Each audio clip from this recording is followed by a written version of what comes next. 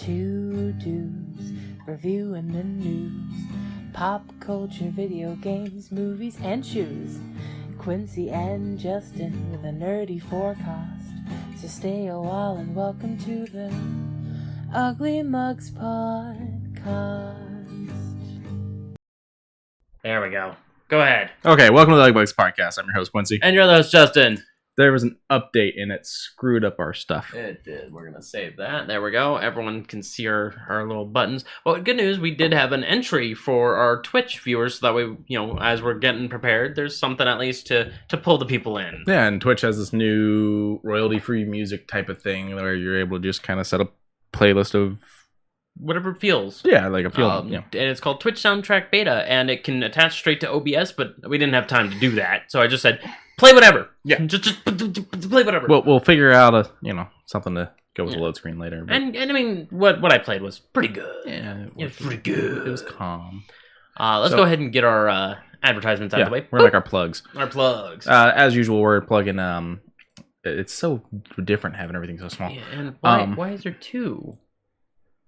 Why is there two display captures? I don't know. I'm just gonna get rid of that one. Yes. There. Things got wonky after an update. We're it's fine. Everything's fine. But, as always, we're gonna plug these guys right up there. Geek Grind. Me. So they've still got the Silent Night Eggnog Gingerbread Coffee. They've got a few other flavors that we've tried on here already, and a few that we still hope to try. Yes. Hell of a Christmas gift. I did a photo for our Twitter page where I put a bunch of dice around the coffee, and it kind of spawned an idea of if you get one of the just one of the kind of D&D themed, or you get the actual Pathfinder coffee and fill the box with dice and send it to somebody, it's a great Christmas gift. Like, they open the box, it's full of dice, it's full of coffee. Yeah. So use our link or use the discount code of JustH20. That's JUSTH20.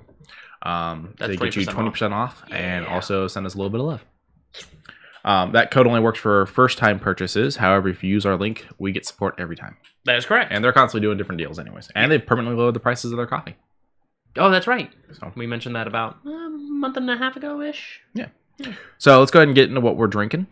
Well, so Quincy's. I screwed this one up. I didn't screw this one up. My coffee pot screwed this one up.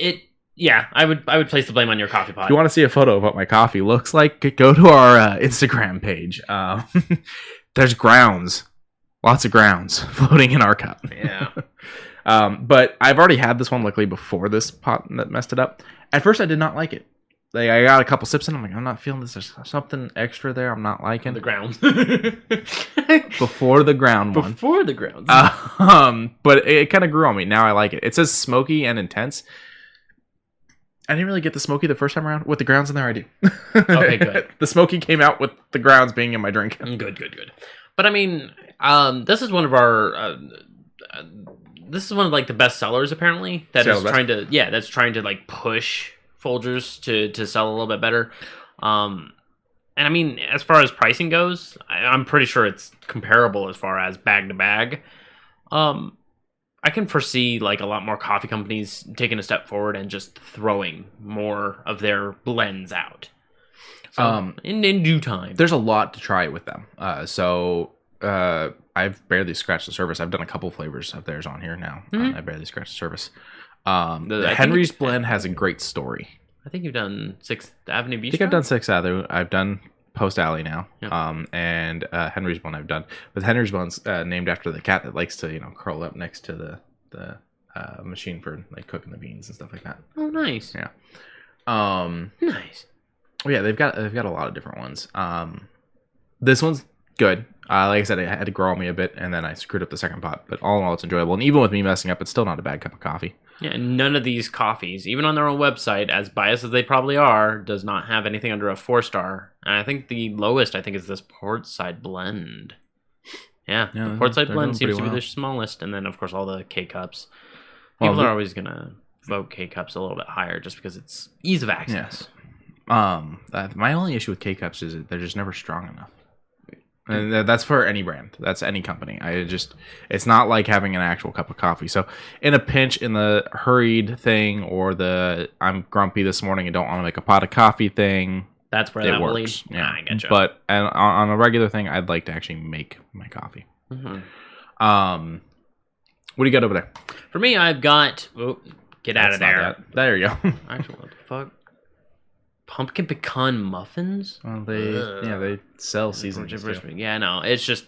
I have blueberry black tea from Sheffield Spicing Tea Company with 1 spoonful of sugar and a lot of tea ingredients, remnants at the bottom.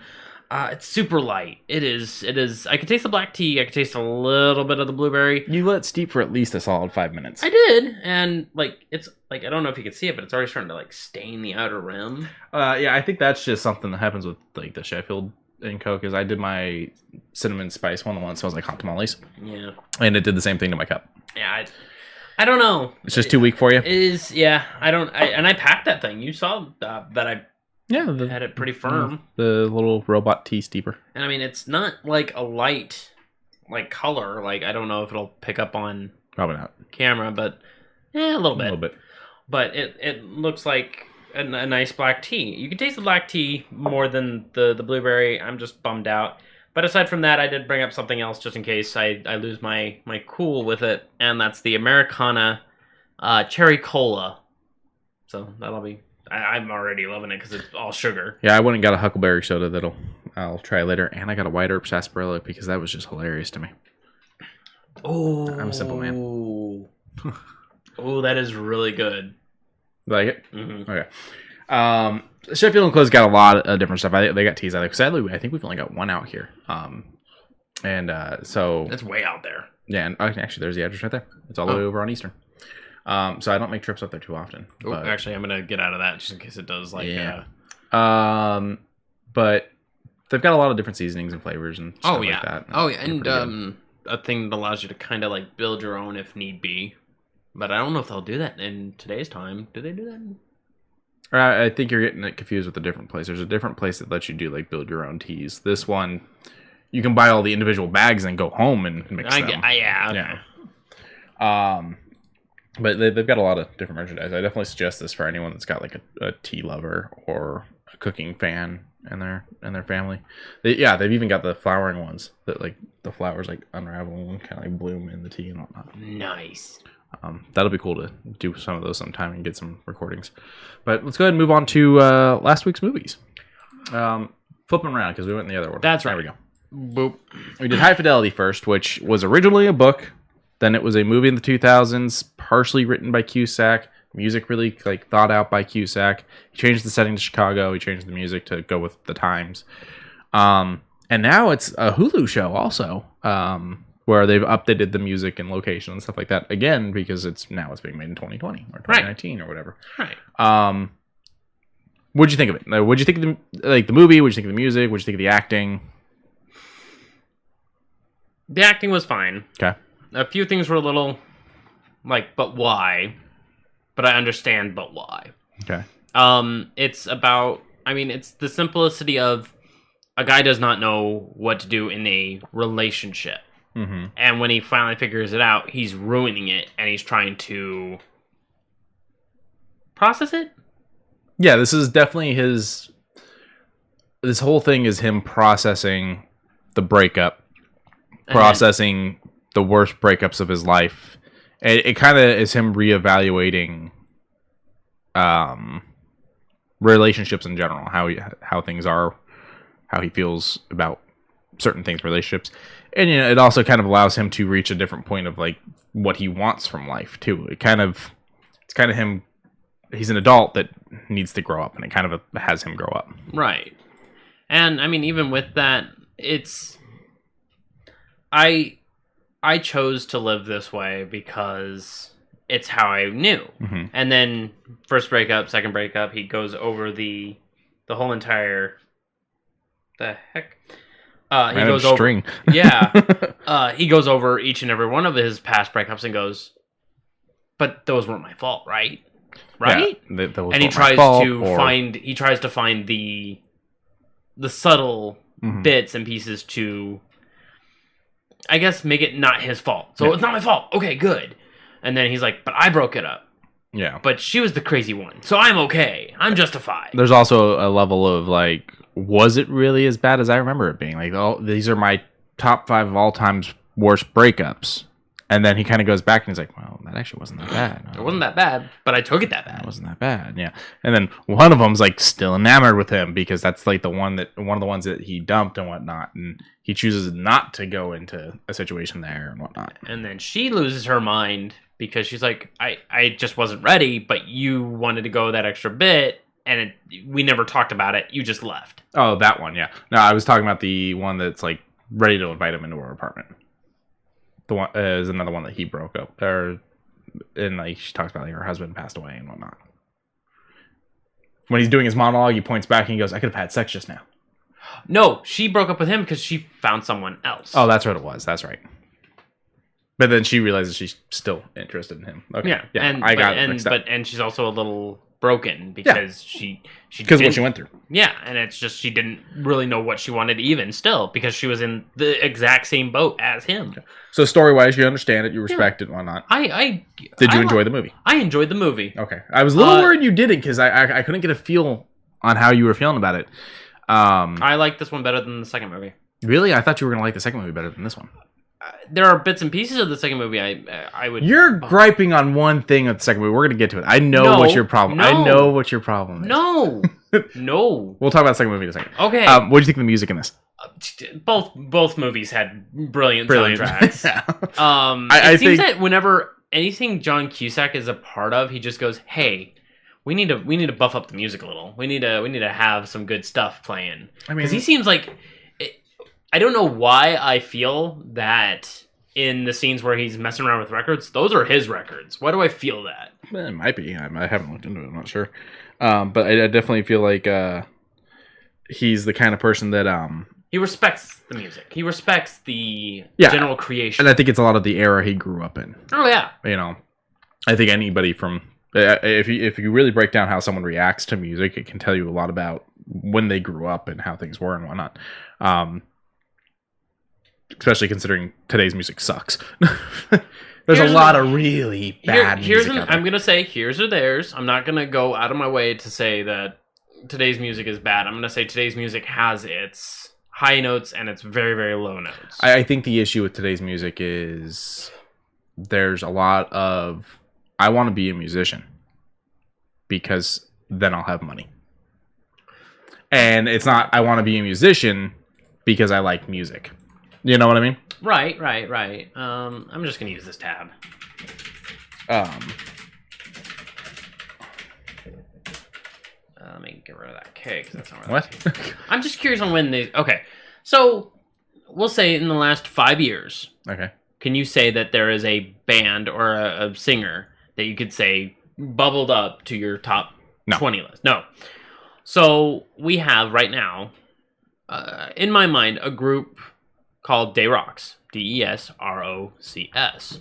That is R-O-C-K. Yeah. Even still, it is by far one of my new favorite groups. If they start touring here in the States, I would probably go out of my way to see them. The music is very fulfilling. I enjoy them. And they started up in 2015. My whole thing is one band does not fix thousands of crap bands. I'm not saying every band out there is crap. I'm saying that as a whole, music now sucks. Okay. Doesn't mean there aren't some gemstones out there. I will... Diamond in the rough, if you will. Sure. I'll give you that. For some reason, it's not allowing me to do that, but... Interesting. Yeah, I'm just gonna... Yeah, that works. They can still hear us, right? Okay. Yeah. Actually... Oh, I'll just be careful. Ping! Yeah, I'll just be there. But, it's... Well, no, because then it'll still make sound through the TV, won't it? Nope. Okay. Okay. I don't like... Every now and then a song comes out, I'm like, I like that song. But I can't tell you the last time I liked an entire album. I can concur. Like, Desrocs with their whole... I think their only... album, I can say I like a vast majority of it. There's of course every group or every singer will have that missed song. Like I guarantee you, there's probably one AC/DC song where you're just like, that doesn't hit right. Okay. I haven't listened to all the new album yet, but what I have listened to has been hitting pretty good. But my argument there is they are not a new band. They are not a band from this era. They didn't change themselves with the times. They stuck to what they were doing because they're them. Okay. There are songs where I'm like, sometimes I'm like, I'm just not in the mood for it, and I'll hit next on the CD or next on the playlist or something like that. Okay. But there's not a song that I outright dislike. Okay, I'll give you that then. I'll give you that. But I even like that Christmas song. Then you got freaking Gorillaz, where the first album I can listen to the entire thing. Demon Days, I can listen to the entire thing. But then when we roll over to like Plastic Beach or The Fall, I'm just like, there's 3 songs from maybe each of those albums. And that's another thing. When did the Gorillaz start? 90s? No, 2002? Okay, even still, that's a long time. That's 18 years ago. 98. I was right. Yeah, good job. Yeah. I was in California. Well, that explains why you liked them. Yeah. I like the Gorillaz. I haven't listened to anything new. Like they did that one with Jack Black that I kind of glanced at. It's okay. I like Humanities. So, and the singer from, I think it's the singer from Gorillaz is also the singer for Blur. And with Blur, I love Song 2. That's all I know by Blur. Woohoo. And it's far too short of a song. So, yeah, when they say High Fidelity's updating the music for the new movie, I'm like, or new show or whatever it is, I'm like, is it going to be good though? I hope they put some real thought in the music, because using today's music, if they put real thought in, can be good. Is John Cusack backing this? I don't think it has anything to do with it. He didn't write the book, so. But I know that he helped write the script. But he helped with the casting too.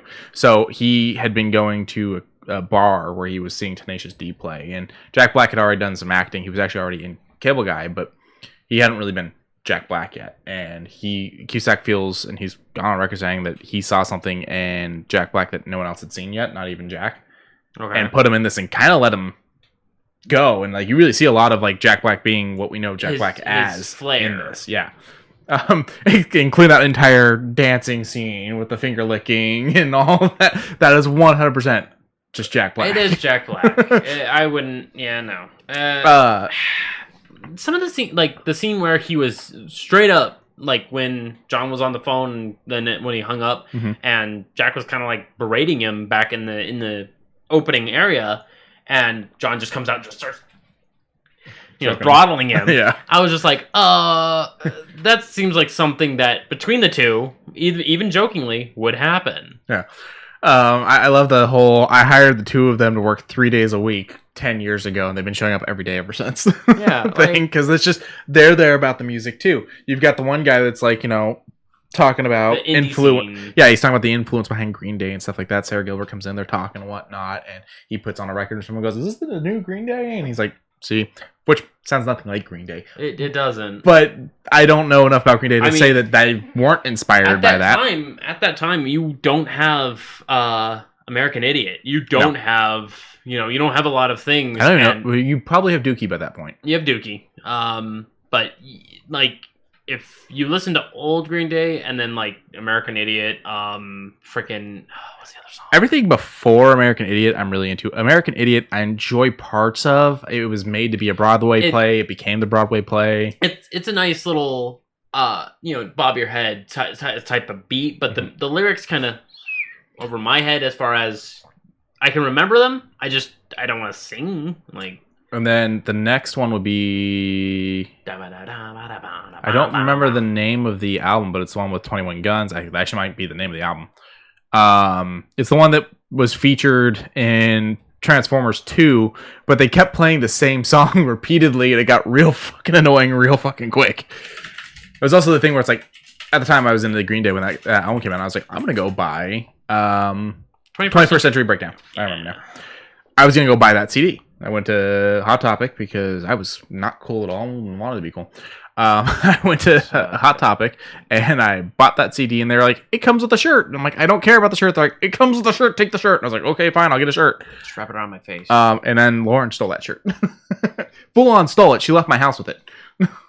Oh. Like, we weren't dating yet, and she came over and she's like, "I like the shirt." She took my shirt. I like your shirt. Yeah. And I was like, all right. I didn't really care about the shirt anyways. So it's 91% Rotten Tomatoes, 7.5 out of 10 on IMDb, 79 from Metacritic, 86 on Google users. How much you want to bet the bad ratings on IMDb and Meta are probably new ratings? Where are we going, Rotten? All right, real quick. I just want to see. Okay. 90 from the audience. I trust the 211,000. I trust Rotten Tomatoes than I do everything else right now. Just even if it pick and choose, of course, because usually the critics do hit a little harder. This than is the audience. same thing where Rotten Tomatoes had to go through and fix their website though, because there's just so many women-hating people on the internet that they trashed Captain Marvel before it was even released. That's right. There was that whole fucking gaslighting thing. Jesus. Yeah. Financially, it made back its money. It made back, but I'm sure it's become cult. I'm sure it's made its money back on things with like rentals and DVDs and VHS tapes and maybe even Blu-ray.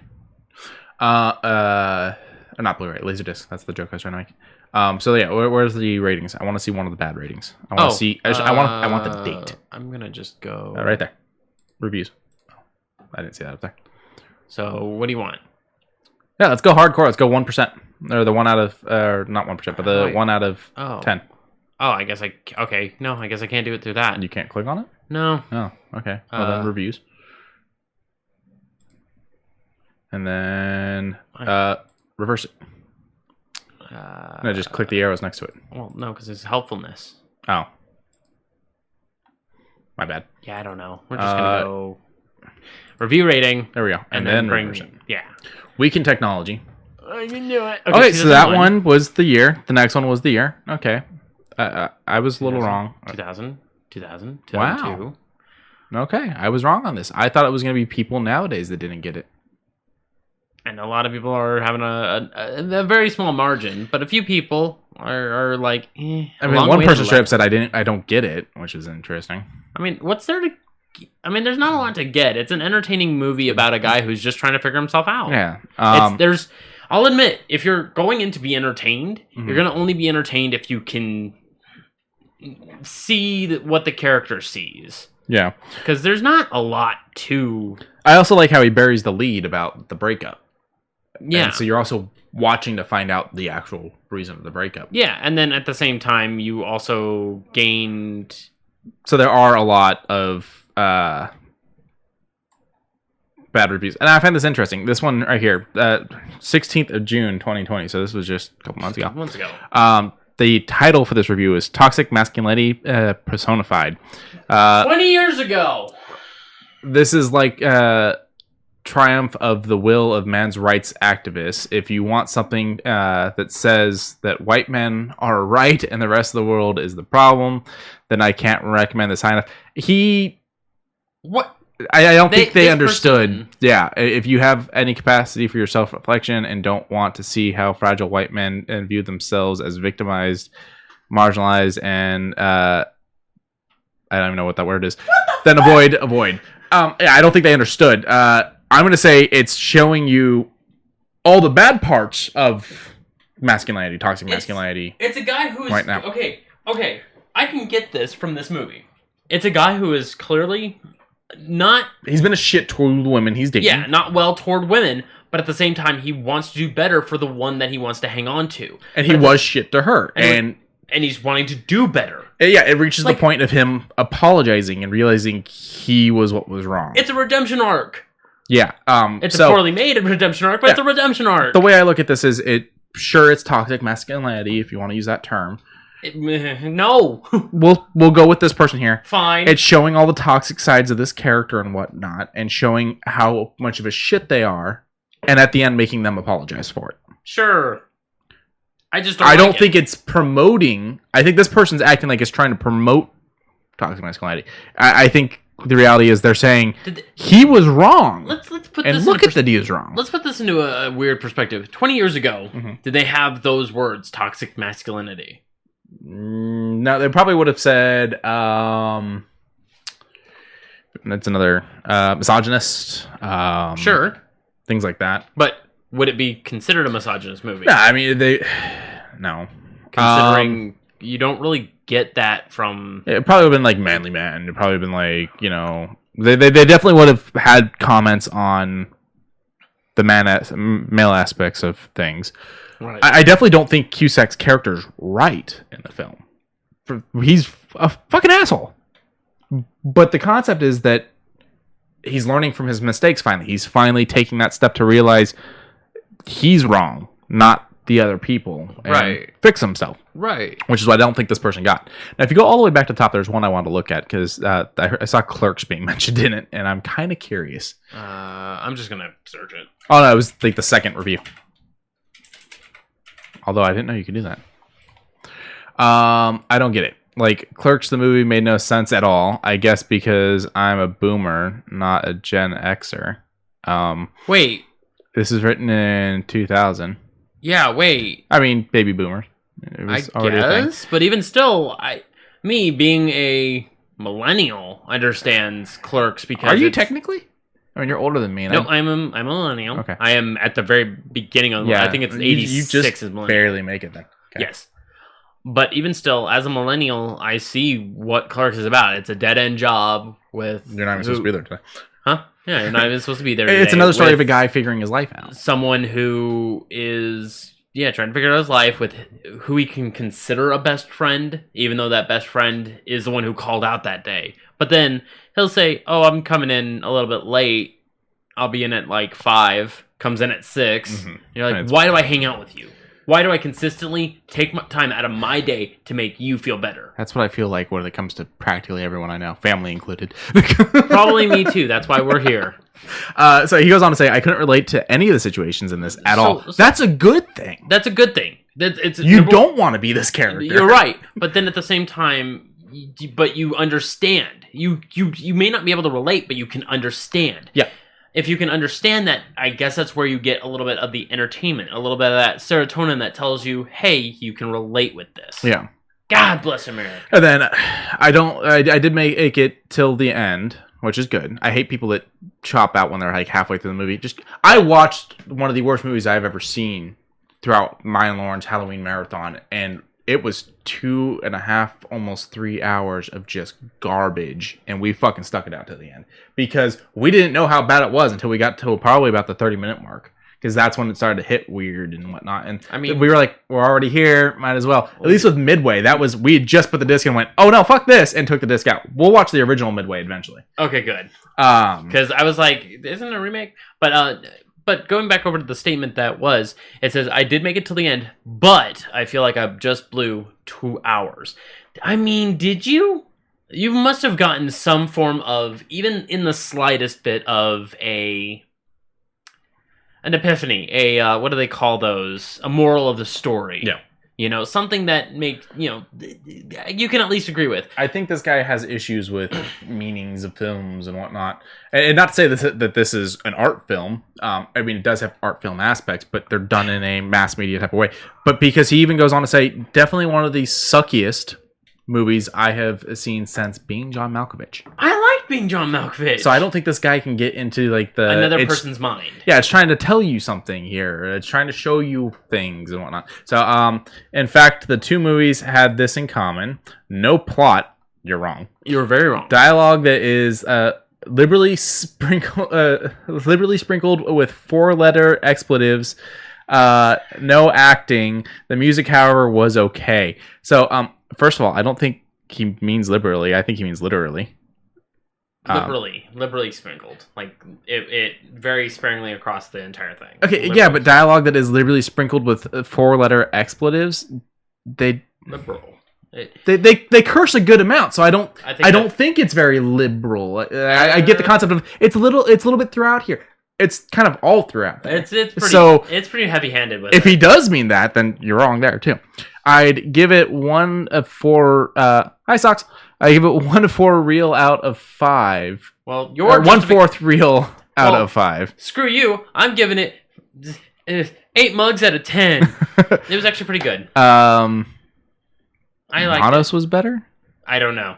The only Monos I can think of is Monos Hands of Fate, and that is not better at all. Monos Hands of Fate is one of the worst movies ever made. I don't even know. It's up there with like the best of the best crap things to watch if you're gonna watch Riff Tracks or Mystery Science Theater. It's bad. It's straight up got a guy that's high throughout the whole movie. So I'm done with that then. So what's your final review note on this? My review note was, I said it's an 8 out of 10. It's very smart as far as it keeps pulling over to the main character. It does not try to take away its focus from the main character.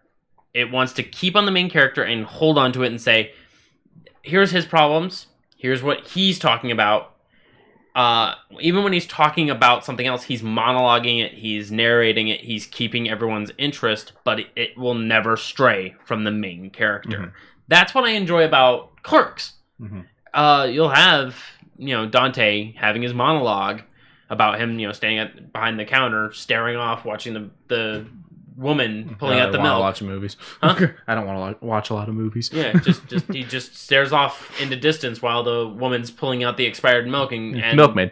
Yeah, and just continues to pull it out. And then you got Jay and Silent Bob, doing their shit out front, and he's just like, just another day. Yeah, for the most part, you're there with the character. Even there's even the scene where Liz comes in and calls him a fucking asshole, which the way Joan Cusack delivers that line, I feel like she's always wanted to say that to John, just because it's like, you love to trash talk your siblings, and now she's getting paid to say it. Yeah. And so there's just this moment of, this is going to be so much fun. But we don't know why she says that until he goes, this is probably why she said it. And then we cut to the scene of her being told. And then he goes, there's one of 4 things that they could have said, 2 of which she could be mad at. And then he goes down and breaks down this list. It's very much only through his eyes thing. And even through his eyes, we realize how much of a shit he is, because deep down he knows he's a shit. And then as he's walking home, he has his hands in his pocket and he goes, I know I'm an asshole. And he even blatantly says, I know what I did wrong. I know I could have been better. And then literally like 5 scenes later, he sleeps with the singer chick. Yeah. And he's like, why did I do it? Because he could. It's the easiest thing to do. And I mean, I will say he didn't do anything wrong in that scene, because he was single. He was single. And his girlfriend was with another man. Or his ex-girlfriend. And he's just like, I just need that outlet. I get it, but it's woof. It's a very strong movie for a lot of weak scenes. And so overall, it makes a pretty comfortable movie. Jack Black did well. The friend, the other one. I don't know who he is. You want to back it? Just if you click High Fidelity right there, it'll pop up the IMDb. Yeah. Todd? Yeah, I think so. Yeah. Yeah. Okay. Jerry Maguire, Macbeth. Apparently, I mean, one of the versions of Macbeth. Nice. Oh, but I'm not supposed to say that. Sorry, the Irish play or Scottish play, something like that. It's cursed on stage. Hoity-toity-toe. I'm Irish. I can do that. Right. But going back, Jack Black did great. John did great. Joan did great. Todd did great. Everyone did great. The actress that plays his ex did great. I don't remember her name. It's the whole thing of they're supposed to hang out. So we weren't expecting like perfect performances. John screwed up on a couple of lines, like he stammered and stuttered. Jack kind of like was going on a cruise, and then he kind of cut a little bit, and you can tell he halted himself to change the line. So I mean, it was just one of those things of they're just people talking like normal people. What did you think of the singing scene with Jack? Where they all forgot that Jack can sing that good. Yeah. I honestly, for the longest time, I forgot Jack can sing pretty damn good. He can hit some really good notes. It's just I haven't seen him do it lately. But yeah, 8 out of 10, very good movie. If it's ever like on in passing, yeah, I would definitely. I'm gonna give it a 9 out of 10 on my part. And I will watch the new one eventually. Let's go ahead and move on to the next one. Girls Point Blank. I love this movie. Neutral. It's very comical. It's comical in the sense that you don't expect half the shit you see. So John Cusack plays a fucking assassin. Yeah. And let's see. Dan Aykroyd. Alan Arkin. 3 of the Cusack siblings, but by far the star of the movie, Minnie Driver. Yeah. I love Minnie Driver. I'm sorry. I can concur with that. I can definitely fly with it. She's the best part of Good Will Hunting. I will concur with that. I will concur with that heavily. I got her number. Over under, Grosse Point Blank does what it's supposed to do. It's a movie that's just a guy who's wanting to recover his past life from a high school reunion, realizes everyone who's a shitheel is still kind of a shitheel, but wants to make up for it. Yeah, he basically it's basically a story about the fact that it take a little bit to get there, but he's an assassin, and there's this girl he loved in high school that he left standing there at prom. And what it is he had like a mental snap and just panicked. Joined the army, got picked up by the CIA. Joined the army, got picked up by some special organization, was ready to kill her, went into business for himself, yada, yada, yada. The whole time he's also dealing with the fact that Alan Arkin, his therapist, doesn't like the fact that he told him he's an assassin. And dealing with the fact that Dan Aykroyd, another assassin, is either trying to recruit him or kill him. Okay, the scenes with the therapist, best fucking scenes, because you got the fucking therapist who's like, wait, what? Yeah. You do what? I gotta go to the place. He's like, but patient, doctor, don't kill anyone. Yeah, it's fine. I'm done. I am over that life. And he's like, okay, so what do we do? And this is the therapist talking to the assassin, and the assassin's like, well, I had the dream again. He's like, okay, okay. And he's like having a slow breakdown, and then toward the end of the movie, he goes, you know what? I don't think I need your service anymore. You know, I've finally found myself in something else. What I'm gonna say is, you know, you're fired. And, you know, he's super cool about it while he's holding a pistol in the other hand. But then we cut to the therapist, who's actually mid-session, and this is playing on his machine while he's got someone crying on his, like, couch. And so he's, like, ripping the damn answering machine out of the wall. It's got good scenes. What did you think about Joan in this? She plays a secretary. Yeah. Very bubbly. It's her. It's of her. Yeah. I don't think she would have done anything different. And then you have, I do believe it's Anne. I think that's the other sister. She plays the drunk one that he runs into. Yep. And then his brother was in this as well as a waiter, but I missed him. Whatever scene he was in. Cusack. Yeah. Yeah. Ben, I think. Ben or it's something with a Bill. B. Bill Cusack. Okay. Yep, waiter. And that is not a photo of Bill. No. Bill does not look like John. There you go. That's Bill. That's Bill. But yeah, so it had a very large chunk of the Cusack family. It just didn't have mom and it didn't have dad. But I love Joan and I love pretty much everyone in this. Jeremy Piven does a great character in it. I love John's breakdown when he realizes his old childhood home is now a gas station or convenience store. Oh yeah. And I love the shooting scene in it. The actual like fight scene that happens. As strange as it was still entertaining. Now, when you were like about this movie, the thing I thought you were going to take issue with, and the thing that bothered you because you even yelled about it during the movie, was how he holds his guns. Oh, fuck it. Okay, everyone seems to do akimbo fine. It's just when Aykroyd did it, he's peering around the corner, not looking, one gun on top of the other.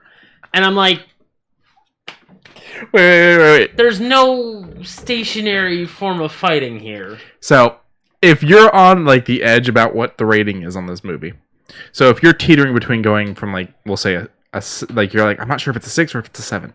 Okay. I know how to make your decision and make it go up. Okay. Popcorn. Okay, you made it go up. I love Aykroyd. What the fuck was that scene? I don't know. And then he fucking hits him with the fucking TV. And I'm like, the whole movie is a little zany, but wants to be serious. It wants to have its serious scenes, but then it pulls out fucking Dan Aykroyd and he's fucking popping a fucking Mentos in the back seat and he's like, you want one? I love everything about this movie. I love the music. I love the acting. I love good. Acting's fine. Even Minnie like being all bouncy when she goes to check the door. Now, hold on. The over-under that I have a problem with is the CIA agents. They were in the movie very minimal. Yeah. And at the very end, they just kill them off. They get killed. I was just like, good character development for America's best. I know, it was very much they want to be killers, but they don't want to be against the law. They're hoping he breaks the law just so that they can kill him, type of thing. Like, it's kind of showing that the good guys aren't really the good guys. Yeah, right, but at the same time, it's like, did they need to die? Probably not. But it's Hank Azaria of Simpsons fame. He's Moe and everyone else. Yes. And K. Todd Freeman, right? Yes. And he most recently is in the new series of Unfortunate Events. He's the guy from the bank. Lawyer. Oh, right. Yeah, the banker. Keeps moving the kids from place to place. I don't remember the character name. Oh well. But where's your rating on this movie, on Grosse Point Blank? And this is another one that Cusack partially wrote. He came up with the idea, he wrote a bit of the script and whatnot, but he also came up with the casting. When he was writing characters, coming up with characters, like, he knew he wanted Arkin for the therapist when he was coming up with the therapist. He knew he wanted Aykroyd as the other assassin. Really? Yeah. Oh, and also that scene where Minnie kisses him, he did not expect it, and everyone says you should have seen his face, because he just like lights up and just like... So, what's your rating? I'm gonna probably popcorn. Popcorn. It's gonna keep it. It's gonna actually do what you said. I was gonna give it a low 6, but I'm gonna bubble it up to that 7, just because it did have a lot of scenes that are very memorable. It was very much a fun movie. Mm-hmm. There was no real downtime, and even with what little downtime it had, it was entertaining. It was nice to watch. But if I was doing like some channel surfing and I saw it, I'd probably look for something a little bit better. Just a little bit better. Yeah, no, this one's a lot of fun. When rating it against other comedies, I'm gonna probably put this at like an 8. Anytime I see this movie on, I'm gonna watch it. Really? Yeah, and I mean, I know that there's better comedies out there, but there's also worse comedies out there. There's terrible comedies. We were talking about this week's movies, what we were gonna do. Which, by the way, I finally figured it out. Thanks to Lauren. Okay. We were talking about this week's movies, and you had a good idea with like going like something old. You want like something from the 40s, 60s year. You said black and white, and I was like, that's kind of funny because movies started going into color in the 40s. Because you said 40s, 60s. I was like, Maltese Falcons is in color. I mean, Casablanca 46. Yes, but actually, I think you're wrong on the year. But Maltese Falcon's literally the next year and is in color with the same actor. 42. Okay, my bad. Yeah, and then Maltese is at 43, I think, and is in color. Okay. Those were actually the movies I was going to pick. I was going to pick Casablanca and Maltese. Not available anywhere unless we pay for them. Yikes. Yeah, and apparently neither of them are Criterion. Really? Yeah, that actually blew me away. So like my whole idea for this week went out the door. What about Gone with the Wind? Is that Criterion? It might be. I know that it's now not well received because people kind of, it didn't age well. HBO had to put like a warning on it on HBO Max. Someone asked the actress that plays the maid in that movie, like when she was first in it. Yeah, if it didn't show up on Criterion's website, it's not Criterion. So wow. Okay. Someone actually asked the actress that plays the maid in that, which I think is the one that showed up when you pulled up Criterion, Addie McDaniel. Why are you playing the maid in the movie? Gotta make that money. What's it say about our our people and whatnot? And she came back with I could be a maid in real life and make next to nothing, or I could accept that big check for playing it on TV type of thing, or playing it on movie type of thing. Right. She was basically like, I ain't being a maid though, like I'm getting paid well to do this and whatnot, so I'm acting. So there's a lot of back and forth on whether or not this movie's okay nowadays. To be fair, it's from a different time, and it's a book from a very different time. Right. But this week we're gonna do Roadhouse. Okay. Patrick Swayze is brought in as a bouncer for a bar that just cannot get its people in line. Like the people at the bar just won't stop being difficult. Okay. To the point of death. Oh. So he's brought in because he's like known for being like the bouncer. Oh. That's also where the line of "I thought you'd be bigger" comes from. Oh, okay. The second one Lauren came up with because we were like, Point Break, you've seen it. Donnie Darko, you've seen it. I love it. Swayze's in Darko. I've never seen Donnie Darko 2. Is that good? I've heard it was It's bad. about the sister, but she goes to like a different dimension. Okay, I'm already over it. I'm already over it. The word dimension is very, very... However, I didn't like Donnie Darko all that much personally. I'm not gonna tax you on My that. issue is the ending. Okay, and I know exactly what you're talking about. Because it doesn't make sense. Yeah. Like, the events of the movie still play out even without the ending. He just essentially kills himself so he doesn't have to deal with thinking about it. Correct. That's what it comes down to. Yes. It's escapism. The one she came up with, she offered Donnie Darko, Point Break, and I was like, he's seen those. Letters from a Killer. Framed for his wife's murder, released and is promptly started to be framed for another murder. Okay, I can get down with that. Yeah, I've never seen it. Oh, yeah. So it's a 2 for on that one for us. Lauren sees it. She's like, what I remember, it's really good. I'm like, it sounds good, and I trust Swayze. You know, both of them. Okay, so it's Swayze week. Yeah, Swayze week. Swayze. And we'll see if we can't do the 40s in this coming week. Well, I was gonna say what started this was we were talking comedy. In the list you sent me, like, because you'd have some suggestions from some friends of yours, and one of them you said disaster movie. That would be my co-boss. Yes, he had said disaster movies. Oh, he means disaster movies. Yes. I thought he meant disaster movie. And I was like, I ain't watching that. That is so bad. No. Okay, disaster movies. That's different. Because that's when I said like Inferno, and he mentioned a couple others. I'll grab the couple from him. Inferno is not a disaster movie. Well, it's Inferno, and then there's a colon, and then there's an additional piece to it. Okay. Yeah, if we do disaster movies, there's 2 volcano ones I can think of right off the bat. Volcano with Tommy Lee Jones. It's about a volcano that starts to erupt in the tar pits in LA. Okay. And the one with Pierce Brosnan. I don't know. Dormant volcano goes off. I don't know, like short town type of thing. But then Twister is great if you've never seen Twister. I've seen Twister. Okay. Twister's that is like TBS's hold movie. Like anytime they'll have an open. Paxton. It's Bill Paxton at his best. When wasn't Bill Paxton at his best? That's the real question. Huh? When wasn't Bill Paxton at his best? That's the real question. Fair enough. I remember seeing a movie where he's an escape something or other, and I don't know the whole thing of it, but he walks into a movie theater and he just sits down and starts watching a movie, and he just starts busting up laughing. And that scene, okay. Like, yeah, and I'm just like remembering it, and I'm like, where the fuck did I see that?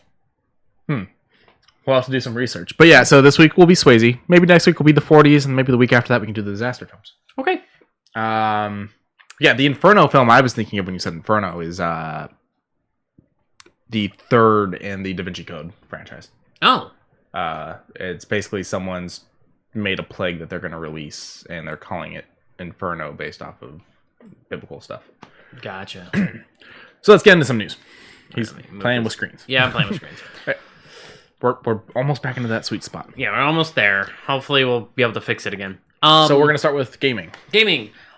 Things I've been doing lately has been mostly Genshin Impact dailies. I've been losing my goddamn mind because of the event. I'm just going to quickly gloss over it. With the event, it's meteors that are falling from the sky that are breaking the constellations. Mona, one of the characters, adds in a little bit more story. And I was thinking about it. I was super dense thinking about it the other day, where I'm like, this is a mobile game put onto PS4 and PC that has more story than I've seen out of most gacha games. Why? And then I began to I went back and I looked at all the story quests that you go through, and I'm like, this is even more substance than a regular game. And this is at 1.1. This is at 1.1. We're getting 1.2 by the end of this month. I think there's a lot to be said in the fact that technology. It's reaching a point where how much better. We're not going to make the leaps and bounds we used to on games. But some people are willing to. I'm talking mechanics, and I'm talking about how they run and how they look, not story. Okay, yeah, I'll give you that then. we can go to 8K, 20K, 40K, screens will get better, pixels will get smaller, yada, yada, yada, all that crap. But the reality is that's an update. Right. That's improving your system and them changing some code. Right. So I think what a lot of companies are starting to realize, like Genshin, like a later news story I have, or even I'll say like Bungie with Destiny, is why do we need to release something new when we can just improve what we already have? Let's chock this full of all this story because we've already reached the art we want. What are we going to do to make the art better? Why make a new one when we can just keep adding to this, expand our universe, expand our story, expand our missions, right? So on and so forth. And I mean, even with this 1.1 update, they introduced a new character that he asks for everybody's name, but doesn't introduce himself. So it raises speculation. It raises the idea. He's like, "Hey, who are you? Oh, you're this person, this person, this person. Okay, cool. Well, see ya." And it's like, "Wait, you never said your name." We gather information from his clothing, where he's from, because he does say he's a vagrant from Inozuma. So you're like, okay, we know where he's from. We can see from his clothing he's very interesting. These little sigils that the characters have on them, I don't think you can see actually any of them because I think they're on the opposite sides of their body, but they carry these little tiny crystals called visions that give them their powers. Okay. And we don't see the vision on this character. So everyone's thinking, oh, he could possibly be one of the evil people, one of the Fatui. And we're like looking left and right, and everyone's like looking at all these small story pieces. People are reading the manga, and apparently there's a manga behind this. I didn't even know that till a week ago. And like, there's so much world building for this mobile game turned into a PC and PS4 game. And I'm there for it. The only thing I'm not here for is the fact that it limits you all the goddamn time. They gotta make their money. It's free to play. That's what it comes down to. And over in chat, Sock says, TBH, one of the real themes in gaming at the moment is nostalgia. People love the old shit, but with a little bit of new. And you're right. If right now you released Doom 2, but with a higher resolution upgrade, I guarantee you I'll lean in toward it. No, like they would have to. For me, the nostalgia thing only goes so far because you can only get me to buy the same thing so many times. You're right, but if it was like a fresh new coat of paint and say like it would have to be a full set of paint. It would have to be they did it in ID. Oh, in tech. Okay, yeah. It would have to be the Resident Evil remakes. Okay, you're wanting a full upgrade. Yeah, so it's like they. See, as for me, I could live with the old stuff though, like with Dusk, so can I. With like, but I already own Doom 2 at least twice. Okay, but would you play a Doom style game like Dusk or Blood Fresh Supply? With it being in the old pixel stuff and like that, maybe, but I'm not gonna go out of my way for it. Like, I would play it if it was available to me, but I'm not gonna go and buy Blood Fresh Supply. It's just not gonna happen. Okay, but if it was on $1. Say it was on Game Pass, or it was $1 or something like that, because Game Pass works for PC. Say it's on Game Pass, then yeah, I'm gonna download it and play it. Okay. But yeah, nostalgia is going far. But I think substance is really what it's coming down to, because people are starting to realize I'm spending $60 for something I'm done with in 8 hours. And then meanwhile, this free to play game has already locked me down for a month and a half. Yeah. And I mean, I'd say I've got a good 150 hours, maybe a little bit more, sitting there. And I mean, just as Socks mentioned before, you wander around, pick flowers, because that's literally how you upgrade your characters. You have to go around, pick flowers, battle things around. Every now and again, you'll run into something you haven't seen before, or you need to battle something to get pieces to upgrade either your characters or the weapons. The thing in her hat, is that the gem you were talking about? No. Oh. Actually, I don't know where her vision is. It might be. But it's like a small little gem-looking thing. Yeah, like that's what that looks like. It's in like a lantern. Yeah, it might be.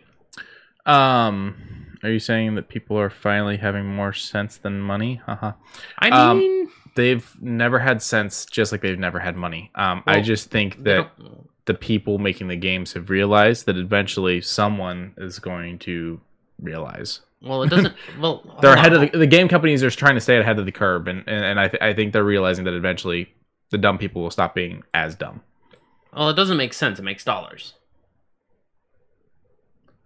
Podcast is canceled. I am out of here. Have a good night. All right, let's move on. Let's move on to this one. Oh. Yes, this came out of nowhere. Can we just play the teaser? Yeah, let's go. We can't. There won't be sound. Yeah. Oh. I muted you. See, I told you it was still gonna make sound. I mean, will we get in trouble for playing the sound for this? I mean, it's just helping IO. I'm just worried about what Twitch is gonna say. I don't think so because it's fair use. Because we are doing a news. Okay. Play it. Okay, I just don't know if it's. I got giddy. Yeah, I just don't. Let me turn this down. Oh, the desktop audio is off. Yeah, I know. So I'll just turn that on. So good. You put one in the chamber. And once it's done, we'll tell the listeners. Yes.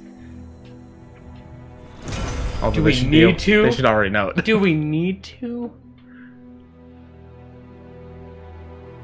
God, the music direction. I got goosebumps again. I'm feeling it. Oh.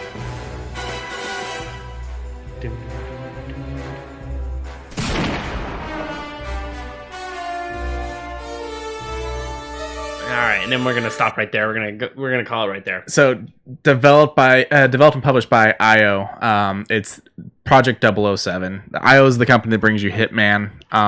Mute that again. And there's the whole thing of like, this is the company that brings you Hitman. Yes, and yes, Hitman is done by these people, but it's also done by Warner Brothers and it's done by Square Enix. Or it was done by Square Enix and then it was done by Warner Brothers. But these are the people that like actually do it. Like this is like them. And what they're saying is that it's going to be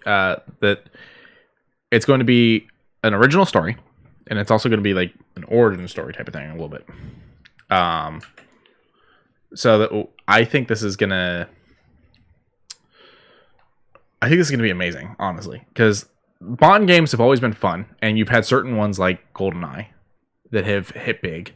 Legends was actually really enjoyable, where they went through some of the more famous things and they had Craig come through and play them. The one that I would say is against that a little bit is probably Quantum of Solace. Quantum of Solace is a little rough. Like it's okay. The gunplay's a little wonky. But to be fair, so is the movie. The movie's a little. Yeah, it's my least favorite out of all of them. Yeah. I was thinking Die Another Day, but no, Die Another Day is at least entertaining. As weird as it is, it's entertaining. Really, my issue with Die Another Day is it comes down to two things. It's the absolutely horrid CGI. Yes, but is it entertaining? Yes, it's entertaining. And then the lack of communication between two actors. Yeah. You've got two actors playing one character, and it feels like two characters. Yeah. But this came out of nowhere. I didn't know they were working on this. I was just talking to some people. I'm part of a couple fan clubs for Bond and whatnot. I was just talking to a couple people about how we haven't had a game since Skyfall. Mm-hmm. Because Skyfall was a DLC mission on the Legends set. Right. Well, I mean, shit.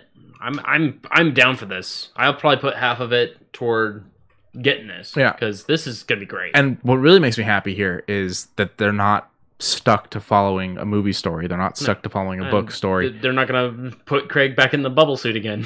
And they don't have to worry about mocap. They'll probably do mocap, but they'll probably do it with someone else. You know. If they even have to. I don't think they do it for the Hitman games, and those look great for what they are. Yeah, they probably rig. They probably do. You think? They have to rig. So it's probably like nondescript people like you and I. Yeah. Well, but as far as like putting the face on, no. So, I mean, the smart thing to do is make him look like he's described in the book so you don't have to pay an actor for a likeness. And then go through and just find someone that has a really good British accent.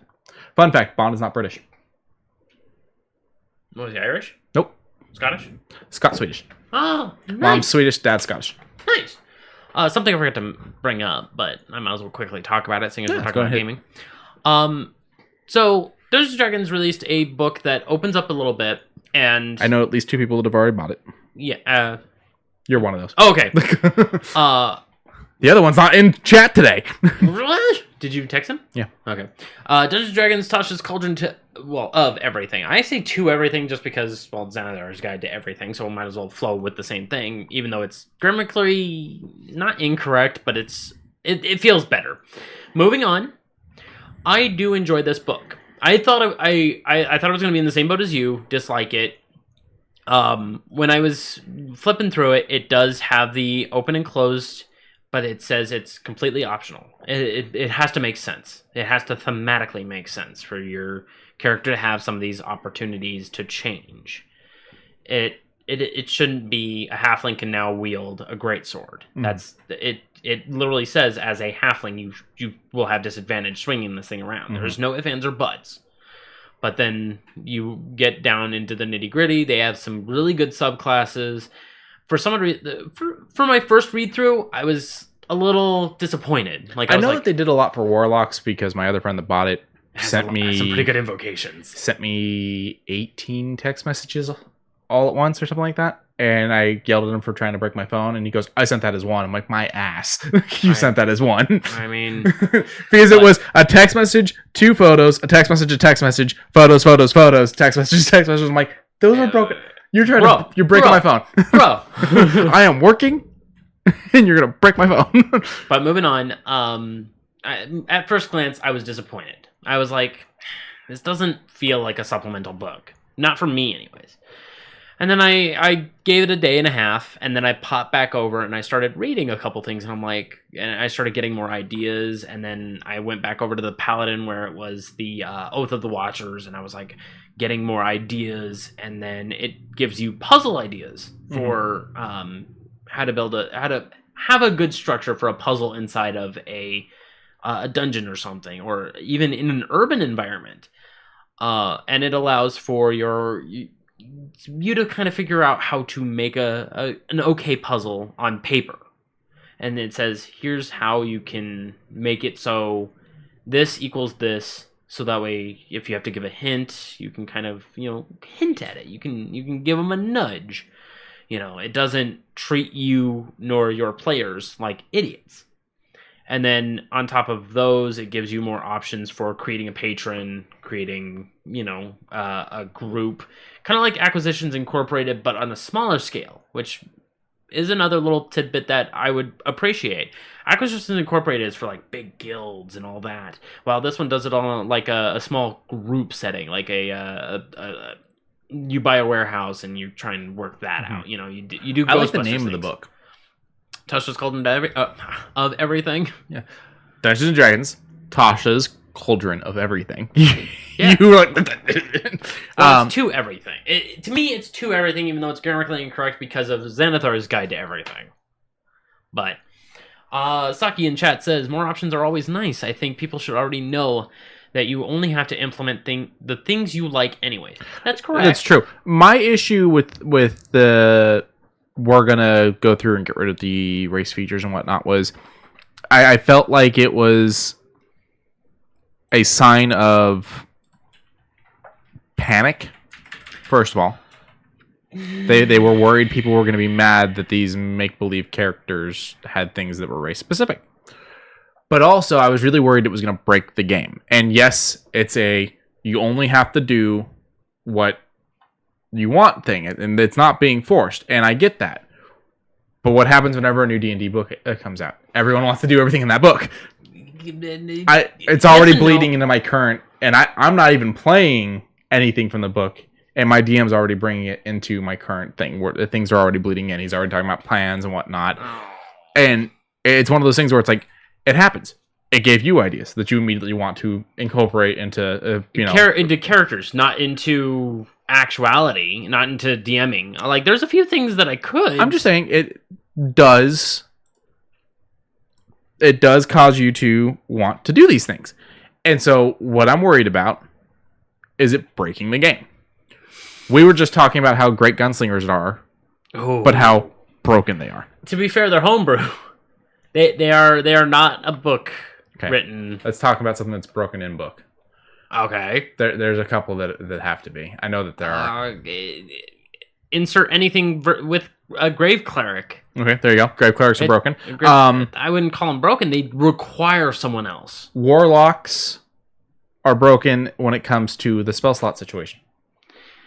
The fact that I'm a level, if you're a level 5 Warlock, you can throw through spells and you're done for the day. You're done for the day, but no, you're not done for the day because you get a short rest and get them all back. You can't short rest in the middle of a battle. No, of course not. But I'm just saying that. Sure. Granted, in my case, I have a Pearl. Pearl power gives me one of those back. But arcane recovery. And yes, you have cantrips and whatnot. But the reality is, you build a Warlock.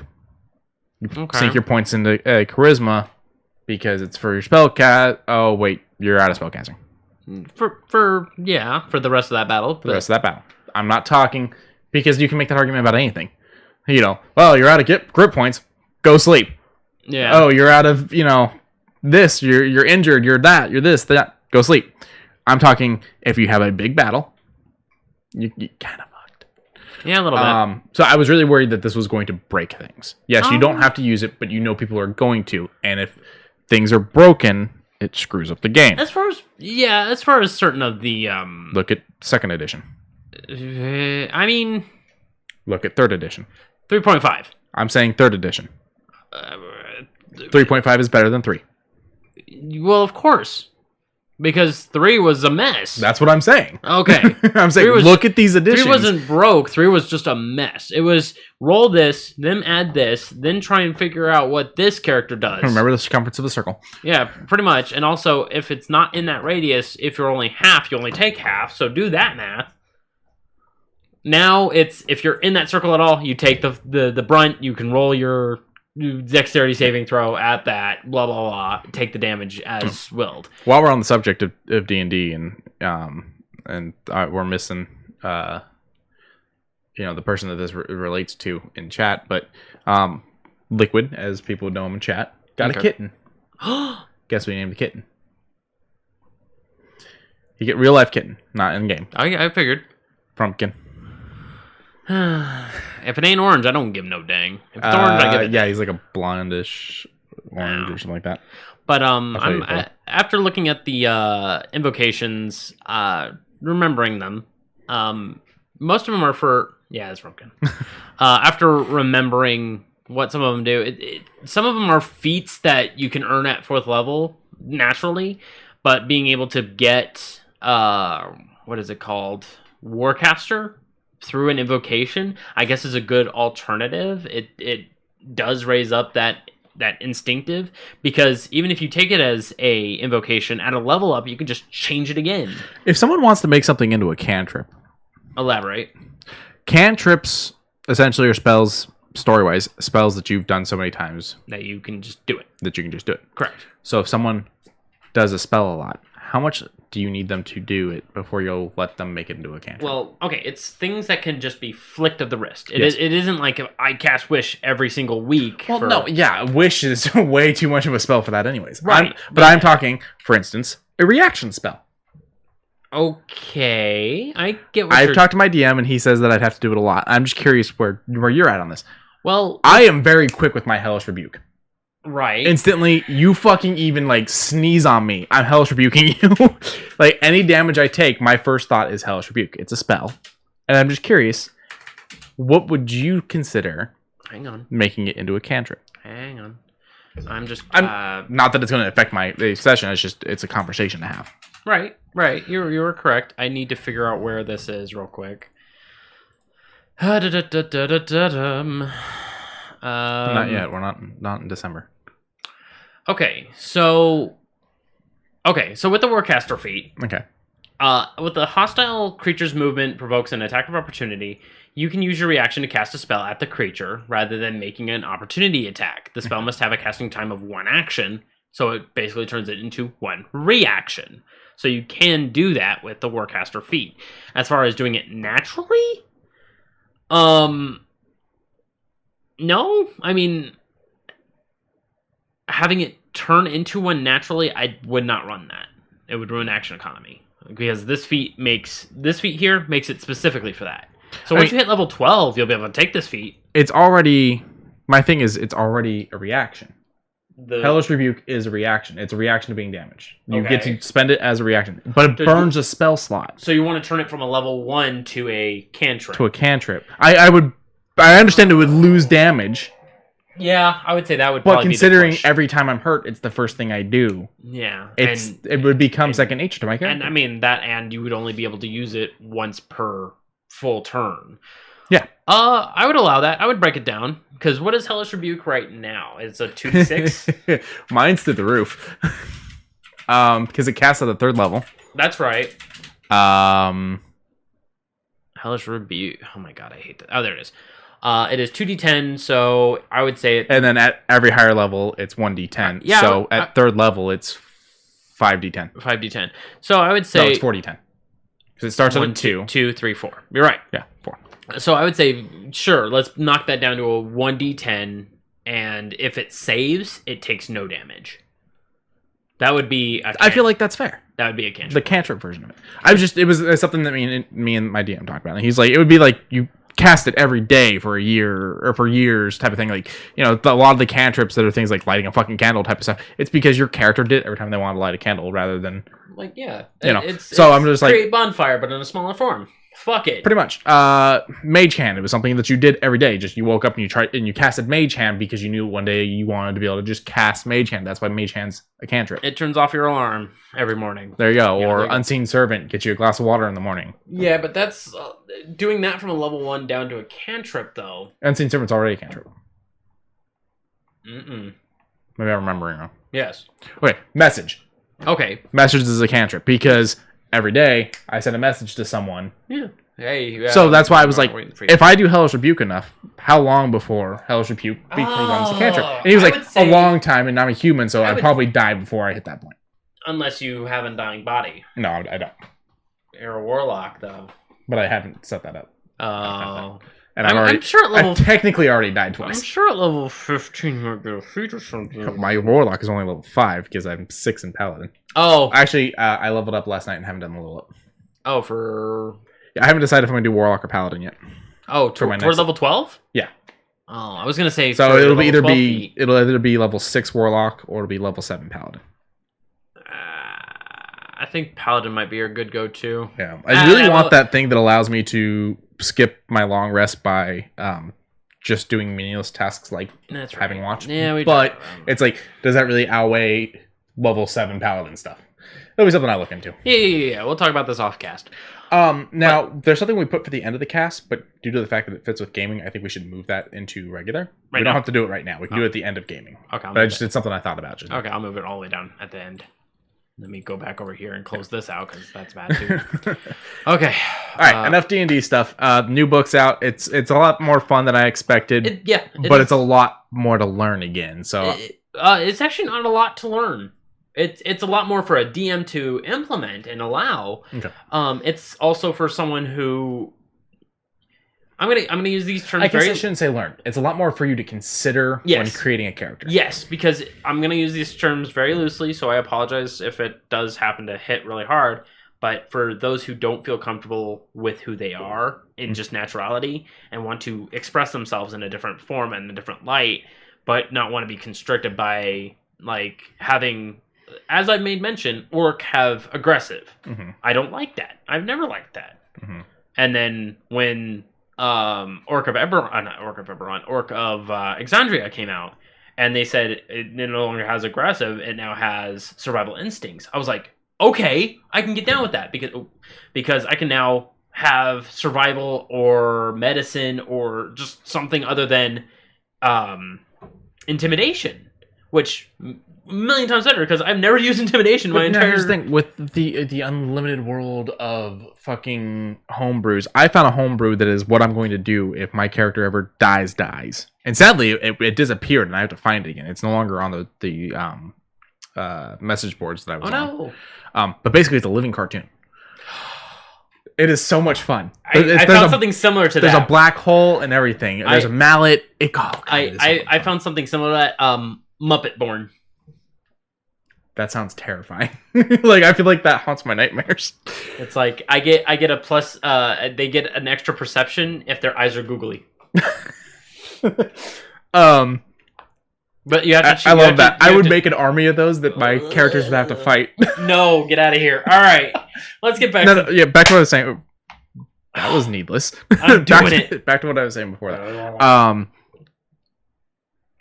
With the orc thing though, like with the whole, there's so much homebrew, and there's also just have a discussion with your DM. I don't understand why we had to publish an entire book that says your orc doesn't have to be aggressive. I like that orcs are naturally aggressive because D&D is so much like Tolkien that, Tolkien's people sued D&D. I will form the argument against that in stating that some DMs are like only things that are in the book because it's a shit DM. Well, I used to run that way. And you were a shit DM then, and now you're much more fun. I know, much more fun. But the whole thing of it was... Ask Socks. Is he more fun now as a DM? The answer is coming in a second. I will wait for this answer. While we're waiting for that answer, I understand you used to be that way, but really, DM shouldn't be that way. You want a DM that it's going to ebb and flow a little bit, that's going to... A DM should encourage you to think of things and come up with things. Oh, yeah. Oh, that, of course. So, I was always fine with orcs are aggressive because they make great bad guys. They make a great thing to fight. But if you wanted to make an orc, you could argue nature versus nurture. Maybe it was a little orc baby that, someone found and raised. And so it's not an aggressive bastard. And you can change that effect. It's something to do. I just don't understand why we had to have an entire fucking book to convince people of that. Not that I'm angry we had the book. I'm glad we had the book. It's a good book. He's always been fun. Heart. That's a lie. I mean, I literally had them run into 2 orcs. One that was raised in the Underdark to the point that she made friends with frost spiders. You. Yeah. And she wore one of the frost spiders that raised her as a helmet that, when worn, was a little strange. It gives insight visions to her past. And then her father is a tyrant of the North that only wants machines to grow. He does not want magic anymore. Mm-hmm. And so it's a lawful evil, but at the same time he has acknowledgement of what he's doing is evil, but it's all for the sake of his daughter because he's wanting to, become better for her and to have her live in a better world. The other thing Socks is saying here is, to be honest, being by the book helped me learn the ropes a lot easier. Plus, he loves my radical ideas. I understand being by the book for learning purposes. You should always... You do not understand what she means by that. Okay, you'll tell me in a second. Hold on. So, when it comes to the whole running by the book thing for people that are learning, I 100% agree. You should always start with running some one-shots. The DM should help you build your characters. You should run some one-shots where you get the feel for everything. But once you've learned the game, it's okay to go out there and experience different things.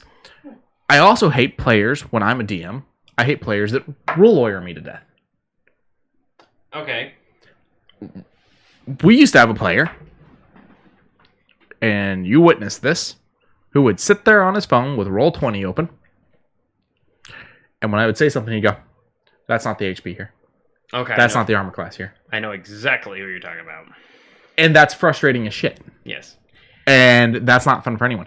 So, sometimes I want you to fight a giant spider, but I want the giant spider to be a little bit easier for you. Either a little bit easier, I want to drop the health. Or a little bit more difficult. Or a little bit more difficult. Yeah.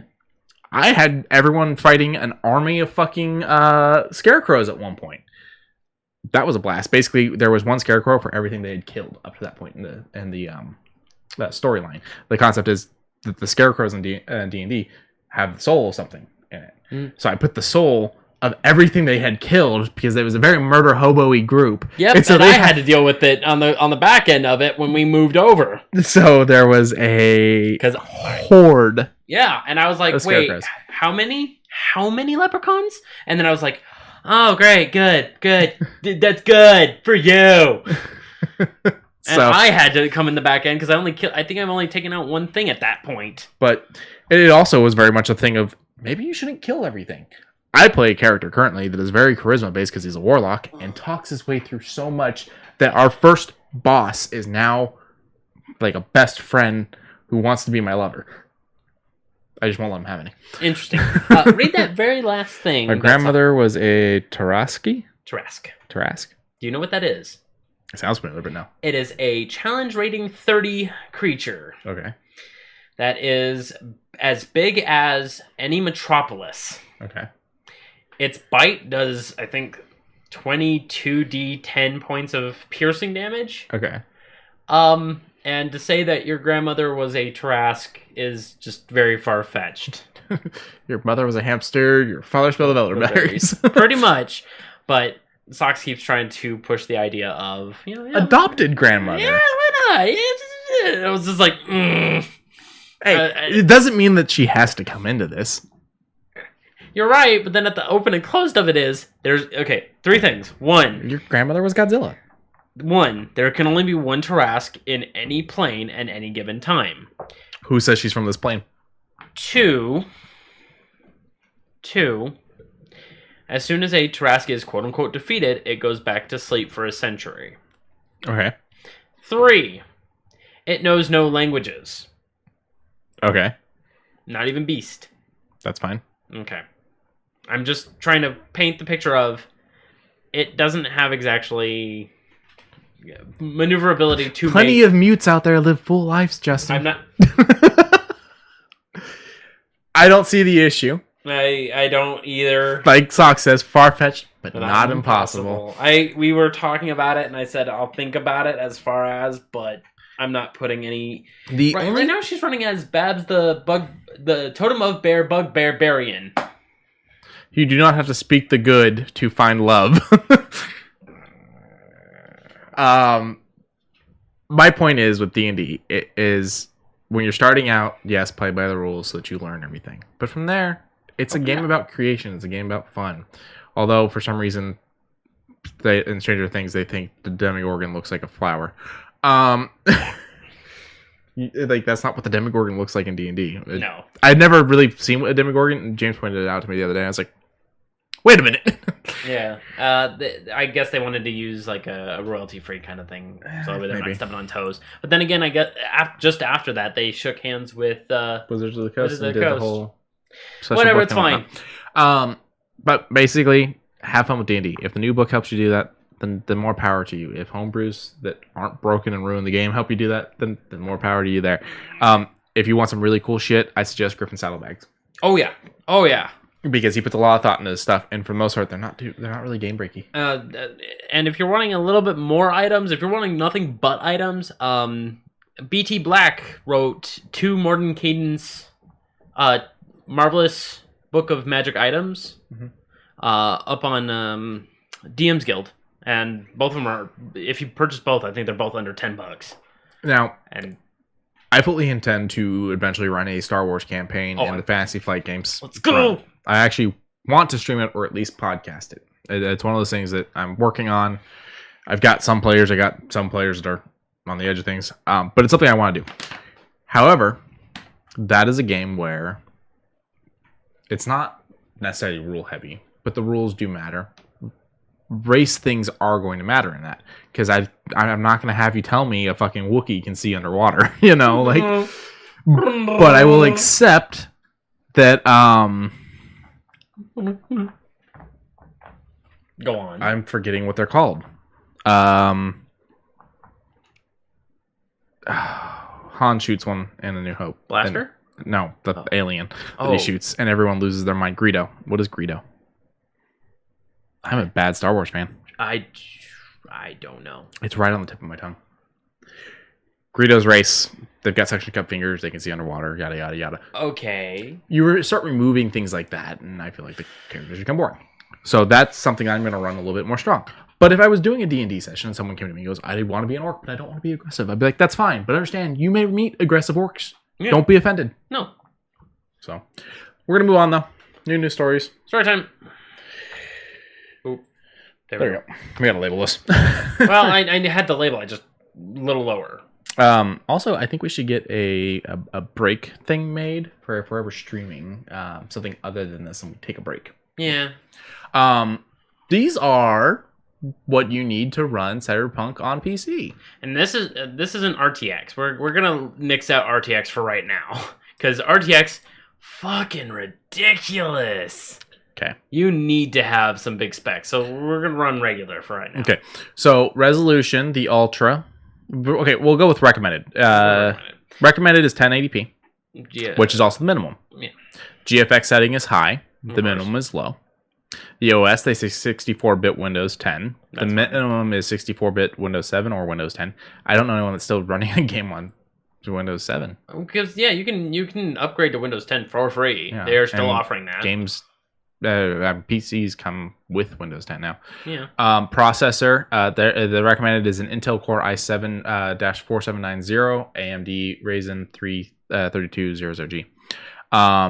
Now you can go with the minimum an i5. I don't know how well that would run. That'd be fine. Just as long as that's the only thing you're running, because it says the minimum requires that and 8 gigs of RAM. I think you'd be fine. Yeah. So then we go down to memory, 8 gigs of RAM, and for the minimum, but the recommended is 12. Graphics cards, this is where it starts to get scary. For the recommended, they're saying a GTX 1060 6GB, GTX 1660 Super, Radeon RX 590. But minimum is a GTX 780 Radeon RX 470. You have the minimum. I have the minimum. So you're barely able to play this game. Yay. The VRAM is 3 gigabytes for the minimum, but 6 gigabytes for the recommended. And the storage is 70 gigabytes HDD or SSD recommended for the minimum, or the 70 gigabyte SSD for the recommended. Now, here's where I have a problem. Go for it.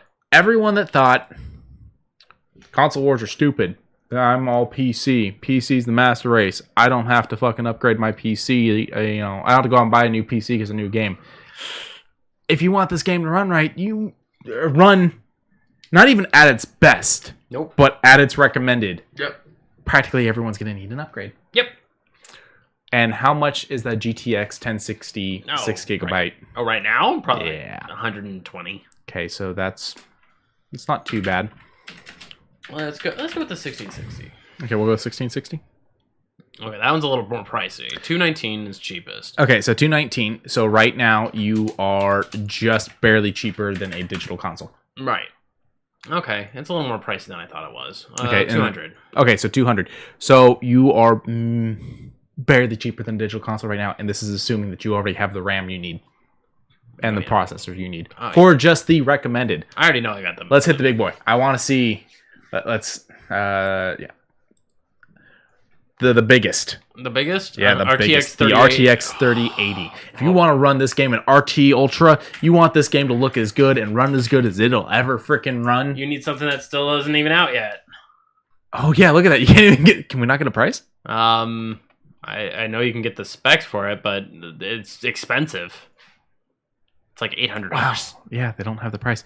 So yeah, if you want this game to run at its badassest, the greatest it can, you're looking at more than the price of a console, even with fucking PlayStation's insanity.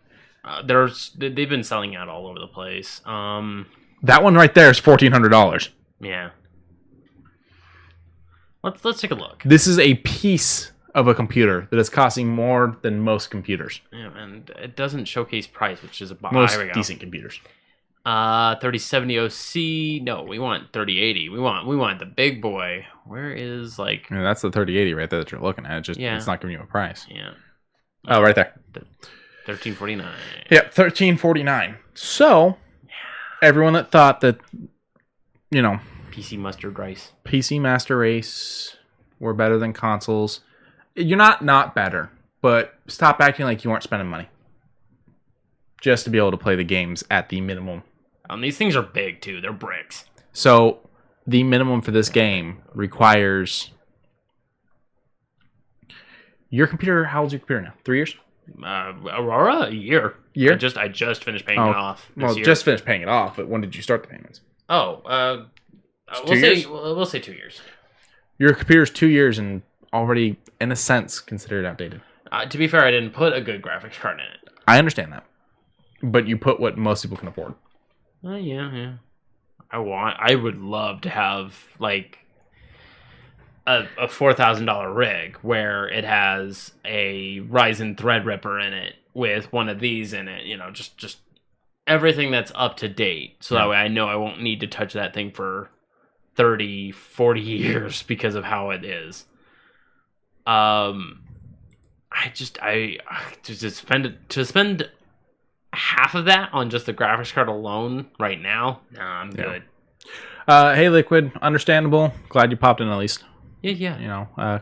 Good to hear from you. But damn. Yeah, this is the insanity that is the whole. I'm better than you because I own a PC you're about what I'm at. And yeah, if I get the Xbox One, it won't run the game at what this master fucking graphics card would run the game. No, but it'll still look nice for what you want. Nice for what I want. And the loading screens will be still much shorter because it's still on a solid state drive. And it won't cost me $1,400 fucking dollars. You're right. So I just wanted to touch on that. I thought that was an interesting thing. You want to talk about yeah, we can go. Okay, let me close out of that real quick. So spoilers. Black Friday sales are going on. And big. 2 days ago? No, a day ago. Because you bought something yesterday, and I bought something. So yeah, I think it's only been going on for a day. They started the Black Friday sale for Xbox. Thank you, my brain broke. It's okay. We're not going to go through the whole list. There's like 705 games that are on sale, DLCs on sale, stuff like that. We're just going to pick some of the top ones. I'm going to start with the thing I bought, Marvel's Avengers. I had gift cards essentially from the redemption points from doing the rewards through Game Pass and the regular rewards, my dailies, my weeklies, and my monthlies. And then Lauren drinks Rockstar Energy. So every now and then I was getting a tab from the drinks. And those are what, $1 per? $1 per, up to $60. So there you You're go. allowed to go up to 60, and it ends in December. And so you were just like, Byung. So this is a game that I've been back and forth on, but it's 50% off for the regular one, knocking it down to $29.99. And the other one, it's just cosmetics that you get when you do the bigger one. Yeah. So I was like, I don't really need those cosmetics. And if I decide I want them later on, I'm sure I can buy them. Right. So $29.99, I got this game basically for $2. That's all I paid out of pocket for this game. That's not bad. I'm already enjoying it. But before we move on from this throughout the rest of the sale, on top of that, they have announced all new content to this game will be free. That's right. We get a DLC on the 8th of December, which is a bad date because Cyberpunk. But we get a new one on the 8th of December. Not their fault. They had this plan before Cyberpunk pushed back again. That's fine. And it'll be Kate Bishop and Hawkeye. And it's not just playable characters. It's story. It's missions. It's cosmetics. Substance. It's substance. And it's completely free. Mm-hmm. So let's go on. What else we got on sale here that we like? I believe Squadrons gets another little bump because it just got released 2 months ago? If that, for $23.99. That's not too bad. 40% off. Doom Eternal down to just under $20. And I recommend that if you don't have Game Pass but you still want to purchase it, that's a pretty good price for it. Yeah, and it's a fun game. Mortal Kombat 11 Aftermath down to $20. Crash Bandicoot also just came out, down $20 down to $38.99. Yeah. The Kingdoms of Amalur Re-Reckoning. Just change the games per page thing. That way you don't have to click through pages each time. Okay. There's one big one on here that that really was like, holy crap to me. They're doing... some of the... aren't. There you go. They're loading now. They're doing the new Watch Dogs Legion and the new Assassin's Creed Valhalla in a pack together for $90. $90. That wasn't bad. Control Ultimate Edition, $20. Kingdom Hearts 1.5, 2.5 with everything in the middle for $20. Mm-hmm. That's really good. Resident Evil 3 for $20. Not bad. Hitman 2, you said you liked it. $12. I enjoyed it. Witcher 3, this is an insane one. $12. And I think the game of the year was $3 more. Something like that. And I mean, honestly, this game's still worth the $40 that they're currently selling it for. Yeah. You're talking hours of play. Mm-hmm. The Assassin's Creed bundle, which is the Assassin's Creed Origins, Odyssey, and Valhalla for $80, which is half off. It's completely. This new set that they've been doing where they're more RPG-esque. Yeah, with the leveling up your stuff. Yeah. Anthem, don't care about that. I mean, $8.99 for a crap game. To be fair, I haven't played it. It's probably fine now, but we hold our bias. But it's $10 for the one with the DLC. Legion of Dawn. Army of Two. If you haven't played the 360 version and you got $5 to drop, I liked Army of Two. Not 40th Day, and then Devil's Cartel was very campy. I don't remember Devil's Cartel. The original was nice. They got all the different season passes for the Assassin's Creed games are on sale. Even if you just want to buy Origins, even the deluxe version of it for $14, that's pretty good. Yeah. Then we got some pretty good Assetto Corsas if you like realistic racing. Yeah. Batman's, Quincy likes his Batman's. Very good prices all across the board. I'm surprised they didn't do the collection on sale for that, because they only did the remaster of the first 2 games, and then the third game on its own. Yeah. Because there is a pack where it's the 3 core story ones. It basically just leaves out Origins because it was done by a different company. Bayonetta and Vanquish, 2 very good games, $20. BioShock Collection, $10. Some Black Desert add-ons. Blasphemous, if you're into really gruesome, gory, realistic depictions of like a crusader who's just going around, and it is really grotesque. It is tears of blood, ripping a baby out of a stillborn, like, kind of like it's super dark and gritty and just sounds pretty messed up. It's super messed up, but I found it to be fun. It's a very interesting style of gameplay. $12.50 for that. I like this one right here, the Borderlands Legendary Collection, for $29.99, 40% off. If you're a fan of Borderlands, that's not bad. That's not bad. And then 3 itself is down 40%. This is the deluxe edition, so it's $47.99. The super deluxe edition, super deluxe edition, which comes with the DLC. All of them, or just the first one? Well, the first DLC season. I don't know if it comes with the second one. Fuck off. 4 new Vault Hunters, play soldier. Right, includes season pass and deluxe. Okay, so this one does include the first season. And then the mod pack. Yeah, and I mean the season pass alone is $50, so you're already saving $2, and you're getting the full game with it. So, yeah. I if you recall, I did like all of the DLCs that came with it. I think you said that they were the ones that were released once the pandemic started seemed to kind of decrease a little bit. Have a little lackluster, but they were still fun. You also got some good Bethesda sets in here. Yes, we do. Doom and Wolfenstein. OG 2016 Doom with Wolfenstein 2 for $16.19. Prey and Dishonored 2 for $19.49. There's also an entire Dishonored set where it's Dishonored 1, 2, and then that expansion. For $20? I think it's for like $20, $25, something like that, yeah. Burnout Paradise Remastered for $5. I find it to be fair for a nice little run-around beat-em-up game. Castlevania Collection for $10. Castlevania Collection for $10. Castlevania 2, Lords of Shadow for $10. Mm-hmm. Code Vein for $20. That's a very good price. They got the deluxe edition for $26.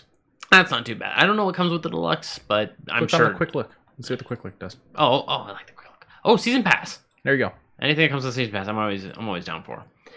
The Crash Racing games. There's Dark Souls 3, Souls 3 Deluxe for freaking $22. That's really good. I do have to say though, it kind of bums me out that they didn't do the Dark Souls pack on sale, where it's.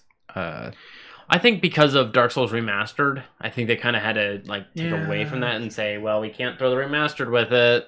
Yeah, I guess they're trying to get people to buy the remaster rather than buying the original. Yeah. The Dead Spaces, those are always fun. I never finished 3, but the first 2 are great, and they're cheap. They're dirt cheap. $3.74 for the first, $4.99 for the second, $4.99 for the third if you just want to finish off the story. Diablo 3, the Eternal Collection. There was kind of a back and forth. You almost bought this. I almost did. Changed your mind. And I said I'll wait. I mean, it has everything that is inclusive. It is the Game of the Year edition that has everything, but we have phones, so yeah. $23.99 for that Dishonored collection. Okay. Doom 1, Doom 2, Doom 3, but wait, Doom 64 for $1.49. I kind of want to get it. Doom 64? Yeah. Why not? And then you got Doom Eternal Deluxe Edition for freaking $30. Yeah, so that comes with the. They just released a DLC. That's pretty good. And you can get the Doom Slayers Collection, which comes with Doom 2016, as well as Doom 1, 2, and 3. So, I mean. It comes with more than that, actually. It comes with 1, 2, 3, and then. Right here, Doom 1, Doom 2, Doom 3, and 2016. That's it. Yeah. Yeah, all 4. It says 4. And 2016 Action Game of the Year. Okay. I thought there was something else with that. No. Dragon's Age Origins for $3.74. Well, they got all the first 2. Well, Inquisition and Dragon's Age Origins 2. Was Dragon Age Origins on the other page? Okay. Yeah. So they got the whole Dragon Age franchise then, right? Yeah. And you can get all 4 of them, or all 4 of them, all 3 of them for $20. Because the first one's $4, second one's $4.99, this one's $9.99. Go for it. Bunch of Fighter Z stuff's on sale if you want the character add-ons, the deluxe editions, all that stuff. Dragon's Dogmas, $10. God, these are such great deals. And then the thing that I did buy, Dying Light, the following enhanced edition for $18. Just because I love Mirror's Edge, I love parkour, and I love zombies. So hopefully this will be my lean-in for enjoying this game. I got bored with Mirror's Edge. I just like parkour. Yeah. Parkour. All kinds of Fallout stuff. I'm sure people already own them, but it's all the DLCs from 3, from New Vegas, from 4. This is in alphabetical order, so we still have half a list to go through. Yeah, you've got the Hitman expansion packs. You've got the Hunt game, which is a nice strategy turn-based type thing. Jump Force, if you didn't want to spend a lot on it, $14.99 if you want the character packs with that. I mean, $25.99 or $24.99 for everything. Yeah. They've got the DLCs to the Jurassic World game.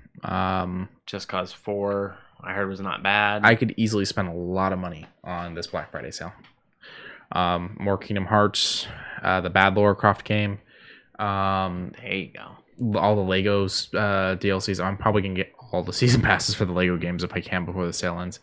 Now the sale has got 11 days left, so I do believe that puts it at the 3rd of December.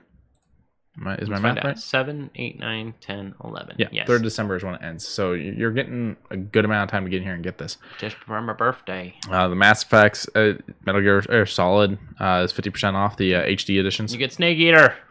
So that's $10. That's my favorite. And the best Metal Gear game ever, Metal Gear Survive, is 67% off or a whole $9.89.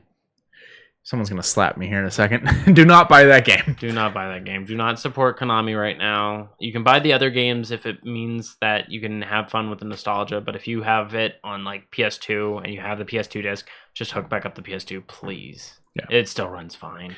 Shadow of War. I really enjoy the game. And for $10, that's not bad. And the expansion pass, $7.99. I have not played any of the expansion.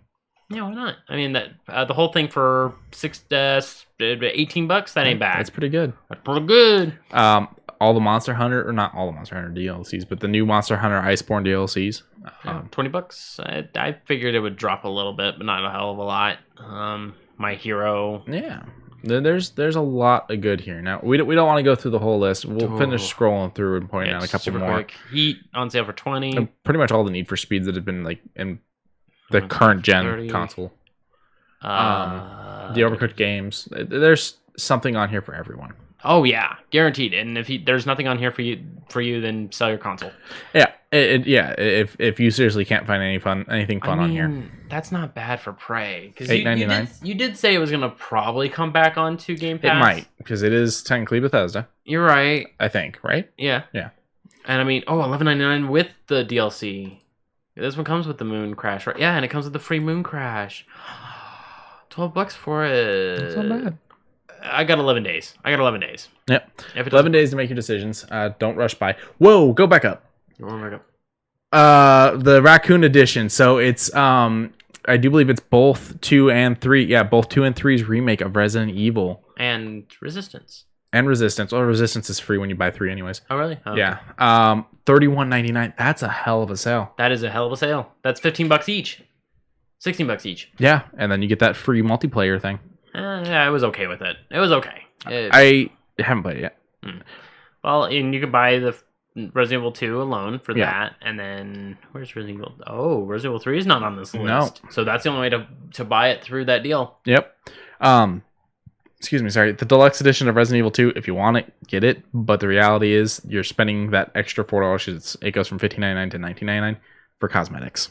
Is it really? It's cosmetics. Oh, no, specially designed handgun. That's a Matilda. I would pay that extra bit for the Matilda. Does it actually do any extra damage in this version of the game? No. So it's a 3-round burst, and it's a fun thing that I would just use because it's Leon's signature weapon. Okay. Some of the Tomb Raiders that I enjoyed, or one of the Tomb Raiders I enjoyed. So they have Rise of the Tomb Raider, all the different versions of it. 20-year celebration for $6. Yep. So that's the $3.99 for the regular game and $2.49 for the DLC. And then $5.99 for Both if you're just wanting to save that 50 cents, I guess. I enjoyed the game, and I think I got the version with the DLCs. So okay, you're talking to me. Hello. So a game that wasn't really going to be coming out to the US kind of did, and it kind of went under my radar very significantly, and that's Romancing Saga 3, a game from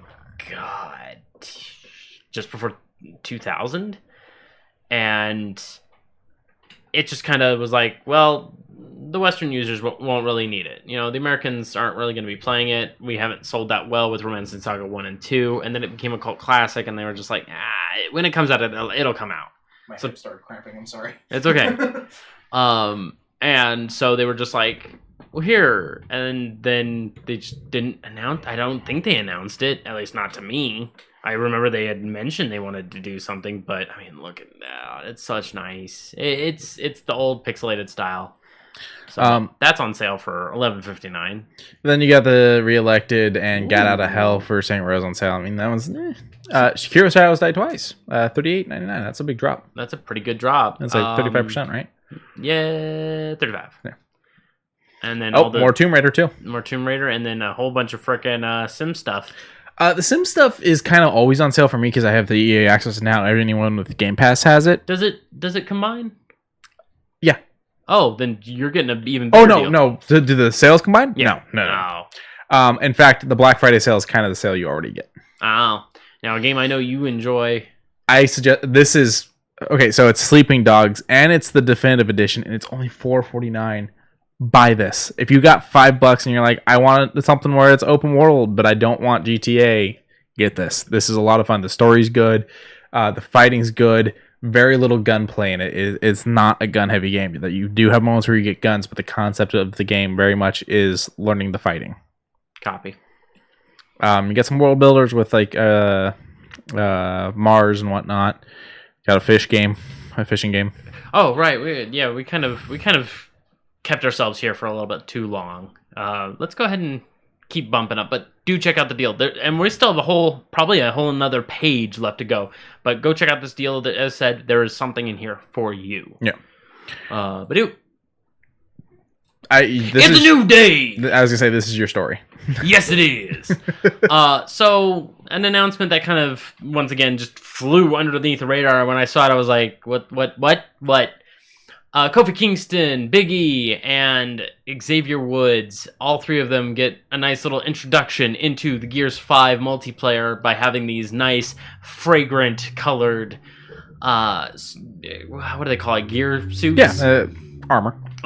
And they get, their unicorns things, and whenever they use their giant mallets or whatever the hell they're using to smash into someone else's sparks and fireworks and all that. It's very New Day. It is very New Day. Looks fun. Yes, it is very much a fun thing. I wasn't expecting it, but I'm glad that it happened. We're going to go ahead and speed this up. You're probably looking at the time thinking, wow, we ran late. But remember, we have all that beginning where it was the... Yeah, I know. So. I know, but I'm good. Okay.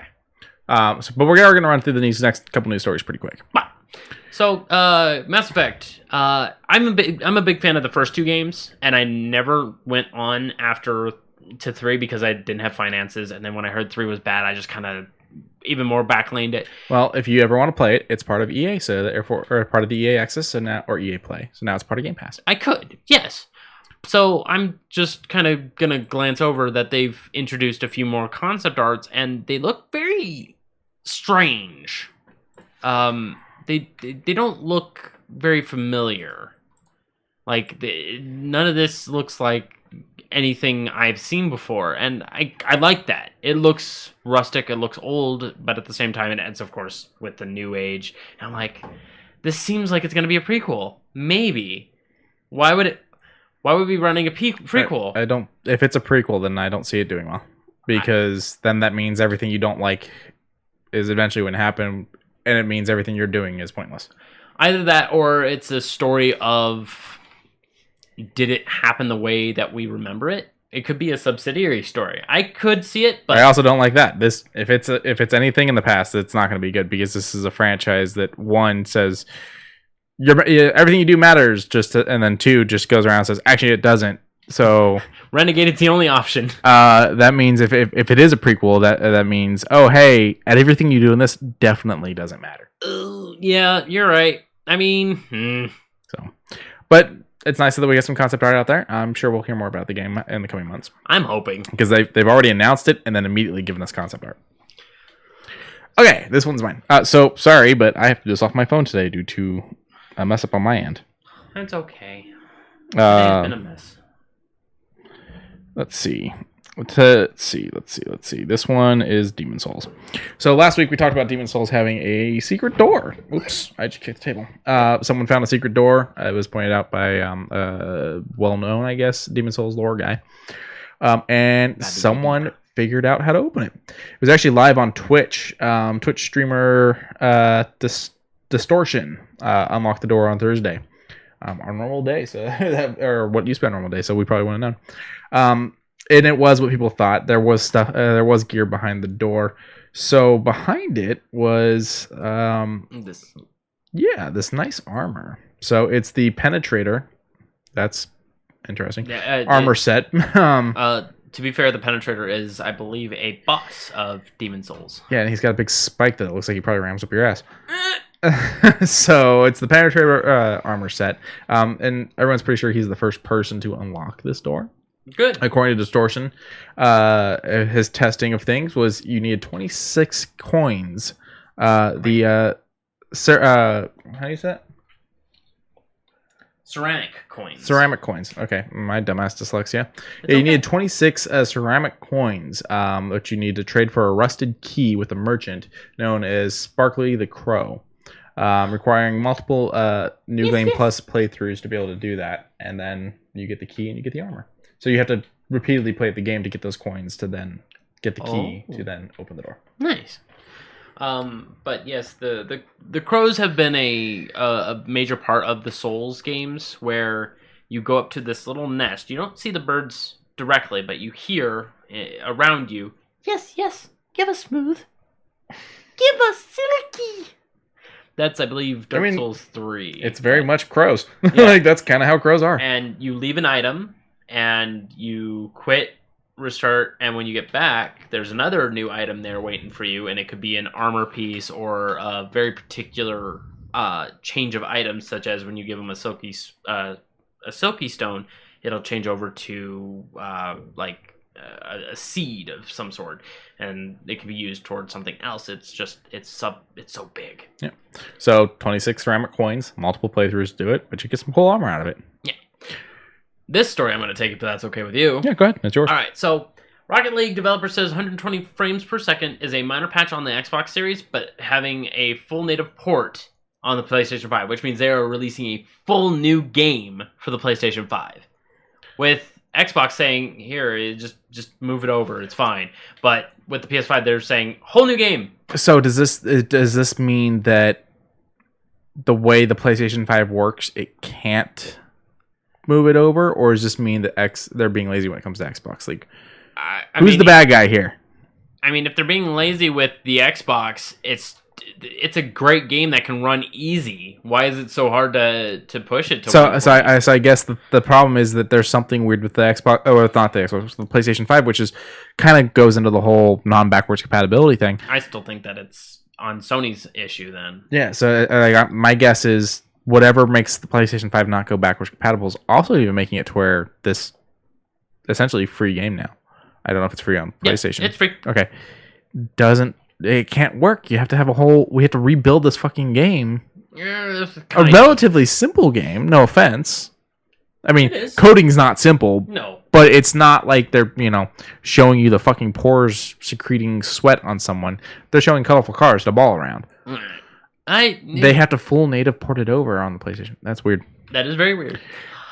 Oh, nope. I still have... You missed some of my my gaming news. I asked if everything was up. Yeah, I don't know what went wrong, but Rockstar has put in a new island on the mobile thing. Not mobile, on the multiplayer. Yeah, you never told me to bring that up. Yeah, I don't know. On my bad. Fucker. Yeah, I'm a jerk. But yeah, that sounds actually really nice, because they said if you complete a couple heists. Yeah, so they revealed Cayo Perico heist, if I'm saying that right. Mm-hmm. It's the biggest thing ever put into GTA Online. Nice. It adds an entire new island and a versatile and very heavily armed submarine HQ. It'll hit December 15th. To get that submarine, I do believe you have to do the heist, and you probably have to spend a good amount of cash. More than likely. Which you can either earn or you can, buy with shark cards. No. But I like that there's actually something really added. Oh, yeah. Because in the past, I'd played GTA Online for a while. I did the biker gang, and I did the CEO thing, and it was... We took these buildings that already exist and just made it to where you can load into them now. Yeah. And we gave you a couple more extra cosmetics, and we gave you some missions that are a lot like the missions that already existed. They're just in different places, and you have to do it on a motorcycle. Right. This feels nice. This is actual content now. Right. Especially considering this is a game that had promised us a DLC that we never got. A DLC that they straight up just went, yeah, we're not going to do it. Yeah. So now we finally actually have new content. Makes me rather happy. Now do your music. Shoe news. Yeah, there we go. So something from, I believe this is Adidas. This is Adidas. And Disney we get a very interesting looking Mickey Mouse. Do you think he's supposed to have sharp teeth, or do you think that's from the stitching? No, that is not the stitching. Okay. That is drawn. Okay, he's got sharp, pointy, scary teeth. And some equations, some breakdown equations down on the bottom of the, the top of the sole, bottom of the shoe. I don't know if any of that's real. X equals YX divided by 8YX. I don't know. Sorry, and part of that is in parentheses. Yeah, I don't know. They are rumored to be 150, and they say is available now with the retail price of 150. You just have to go to the website to get it figured out. And I don't know what to. I mean, this is the only shoe news I got for the day. They're technically women's shoes. Yeah. But I mean, if you get them big enough, men can wear them. They're not bad looking. No, it's just I don't think I would wear them.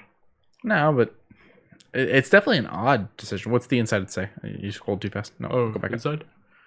It's more of the jibber jabber equations. It's not a bad looking shoe. I think it would be good for kids if they sell them in kids sizes, and I even think adults can wear them. I mean, I wear Spider-Man shoes, but they're not for me. I mean, technically it is a woman's shoe, but not for me. Yeah, and that was the only shoe news that I got. Everything else was very plain Jane, and anything that was pop culture reference was more tie-dye shoes, and I was just like, I've talked about them 3 times over the past year. I'm good. Yeah. All right, let's move into the movie television section here. You've watched this, I haven't. All right, first 3 episodes, very good, and there have been light little pokes and prods at politics, but the message has always stayed the same. They're zany to the max. To be fair, you're talking about the Animaniacs, because he didn't state that for the listeners. I didn't? No. I thought you did at the beginning. I just said that I watched this, you haven't. Oh. Yes, the Animaniacs. Sorry. I want to watch it, I just haven't gotten around to it yet. With them being political, with them pointing out, real world things.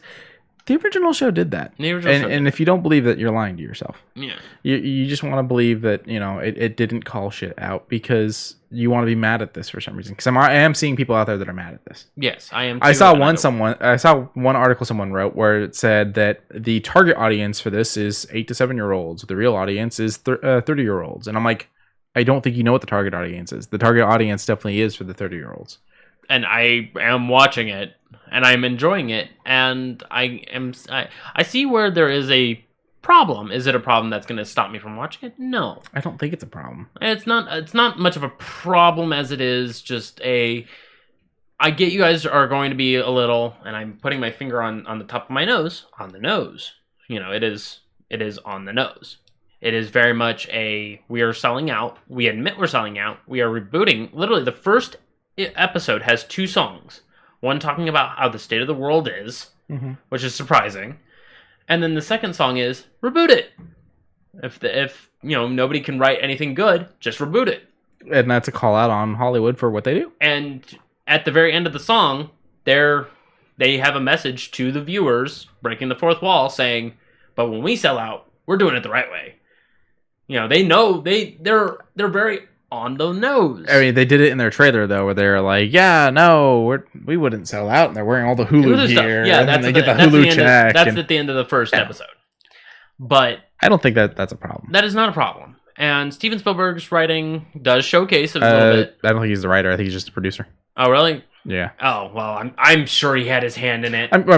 He's a producer. I'm sure he had his hand in it. He, of course, gets say on things. He's a producer. He was a producer on the original show, though. Yeah, that and the first episode is what we've already seen. The Jurassic Park part where he actually voices himself and saying, I brought him back. Full disclosure, Yeah. I mean, to be fair, that's become the thing. I mean, how many TV shows in the last 3 years, 4 years have we seen come back with new seasons and stuff like that? You know? Hell, Gilmore Girls, CW's officially airing the Netflix episodes that they made for the comeback thing, where they did the year in a life and they did the different seasons and whatnot, 4 episodes or whatever it was. CW is officially airing that. We saw Will and Grace come back, Roseanne come back and then fail, and come back as the Connors. Full House came back, Animaniacs came back. We saw it with movies too, new Star Wars, new Jurassic Park. And they call them out, but at the same time they're saying we're no better, but at least we're going to be upfront about it. Yeah. Second episode kind of cleaned up a little bit more and was much more comforting. It didn't pull me out like it did. The first episode was very juxtaposition of we're selling out, we know we're selling out, we're going to keep harking on that for a little while. Second episode kind of cleaned that up and said, we know we're a little on the nose, but at the same time... Get the message across in the first place so that you can dial it back and enjoy the rest. Go through the rest, yeah. Second episode was really good. Third episode, I liked it. I laughed. There was a scene that I also saw, I don't know if it was a part of the third episode, it's kind of muddling together now, but it takes a trope with... anime fighting scenes. Yeah, I saw a bit of the trailer. And I liked it. I liked because it actually uses an actual animation studio that specializes in that. And I was like, okay, you are going to outsource something that your own animation crew is not going to do in a style that they're more comfortable in. Mm-hmm. That's great. That says to me straight up that you care about those things to outsource them to the people who will do better. And the other argument to anyone that's like, it's a kid's thing, I'm like, they put it on Hulu for a reason. And go back and watch the original show. It's not nearly as for kids as you thought it was. It says PG. It does not say G. Yeah, and there's the whole thing of like one of the famous lines that people just now over the last couple of years have realized. They're investigating something, and Yakko tells Dot to get fingerprints, and she shows up with holding prints, and he goes, no, fingerprints. And she looks at Prince, and he smiles at her, and he goes, I don't think so. I don't think so. It's an adult joke. It's a very adult joke. It is a very adult joke. But they also draw all the people as caricatures of them. Of caricatures of them, because the concept is it's all funny. Parody. Funny. Jokes. Even Spielberg being voiced by himself, he's very much a caricature of himself in this. And they're not afraid to, like, this is Warner Brothers backed, and they're not afraid to take stabs at themselves, because in one of the scenes they're in a tour group, and it's driving by, and on the right you'll see where they filmed Superman and Batman, or versus Batman. Oh. And then, which I kind of like, because it's partially, I think this isn't Hulu partially owned by them. I believe so. So that's real fun, and it's Animaniacs was originally a Warner Brothers thing. So yeah, and they're in the Warner Brothers tower. They always will use like Batman, Superman, Wonder Woman. They will use those to their fullest benefit, just because they had an episode where like one of them's working in the original show as a valet for some Hollywood event, and the Batmobile pulls out, and Michael Keaton gets out and throws him the keys and whatnot. And it's nothing new, but it's done. I think in the right way. Parody. I haven't watched it yet, but I'm thinking they did all this the right way. Oh yeah. So it's 84 from the critics and 79 from the audience. Where are you putting it? You're only 3 episodes in, but I'm only 3 episodes. I will throw it with the critics right now at an 85% Stern. It is very entertaining. I can see finishing up the season, and I'm glad that they're signed for 2.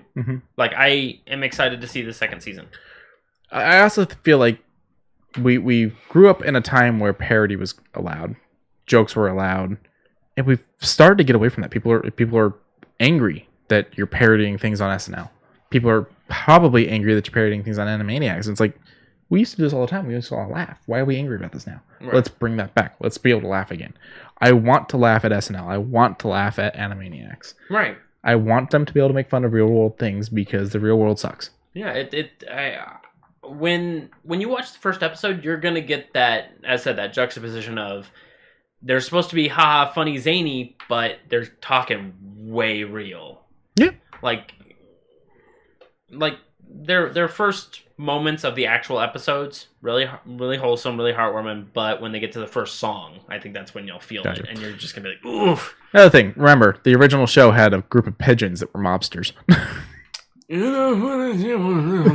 the good feathers. Yeah. All right, let's move on and wrap up these last couple ones. Scream 5 official title and release date. It's just Scream, but if you look at the logo, I feel like the M dips enough that it's a V. You're wanting it to. You're hoping that it is. Scream it's Scream. That's the official title. But the poster dips the V a bit. Is it? Yeah, I think it is. That one right there, or the M a bit like a V. Yeah. That's a 5. Zelda Williams took to Twitter to be like, why isn't the S a 5? And it's like, you know what? She's right. Why is the S not a 5? Son of a bitch.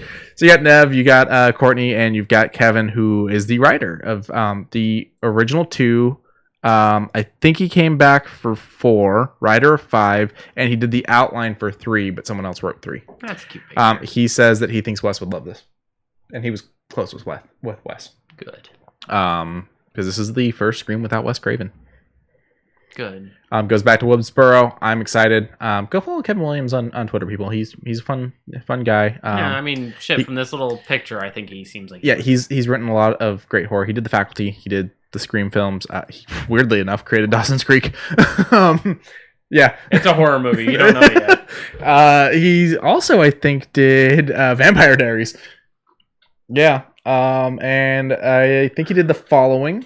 And he's done a couple other horror shows now. What? Well, there's my next news story. I was going to bring that up. Yeah, go ahead and pull up the actual one. Oh no. Spoiling everything. Oh no.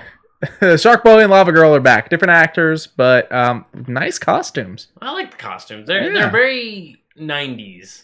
I like them. I like them too, but they're very nice. So, Shark Boy and Lava Girl, this is a new movie called We Can Be Heroes. It's going to follow the daughter of Shark Boy and Lava Girl, actually. So, I guess would it be Shark Man and Lava Woman now? Rodriguez is back to do it. It's going to be airing on Netflix January 1st.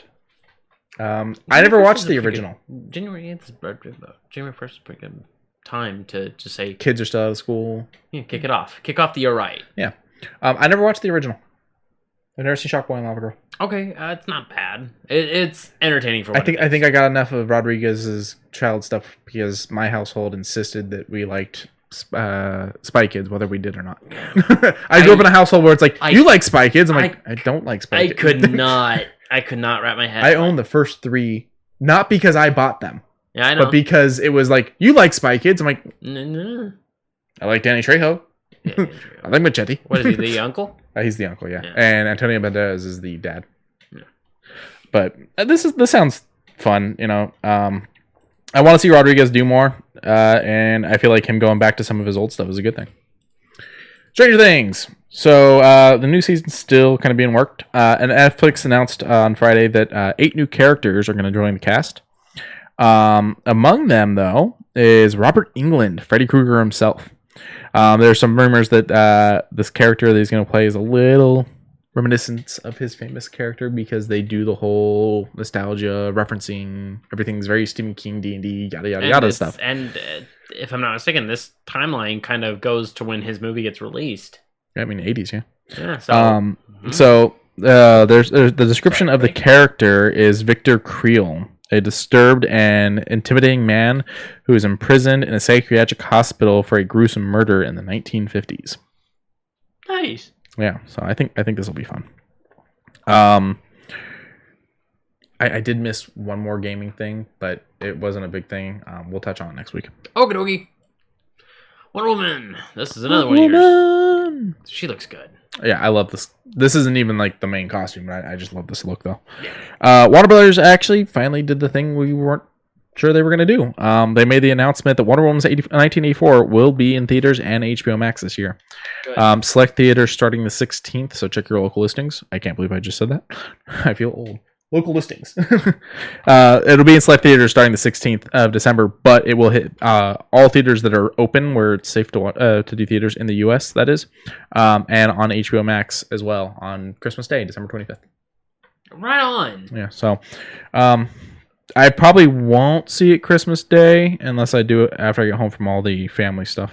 Oh, no, I meant to hit that. Okay, so you like Transformers, right? The fuck's a Transformer burger? Did you like the movies? You don't remember that? That was one of the toys that you would get from like McDonald's or something. I don't remember that. It might have been Burger King. Well, we're getting a new Transformers movie after apparently Bumblebee was a huge critical success. And as for me, I don't remember it. I didn't see it. I stopped after the first Mark Wahlberg one. Hey, Wahlburger. I know, right?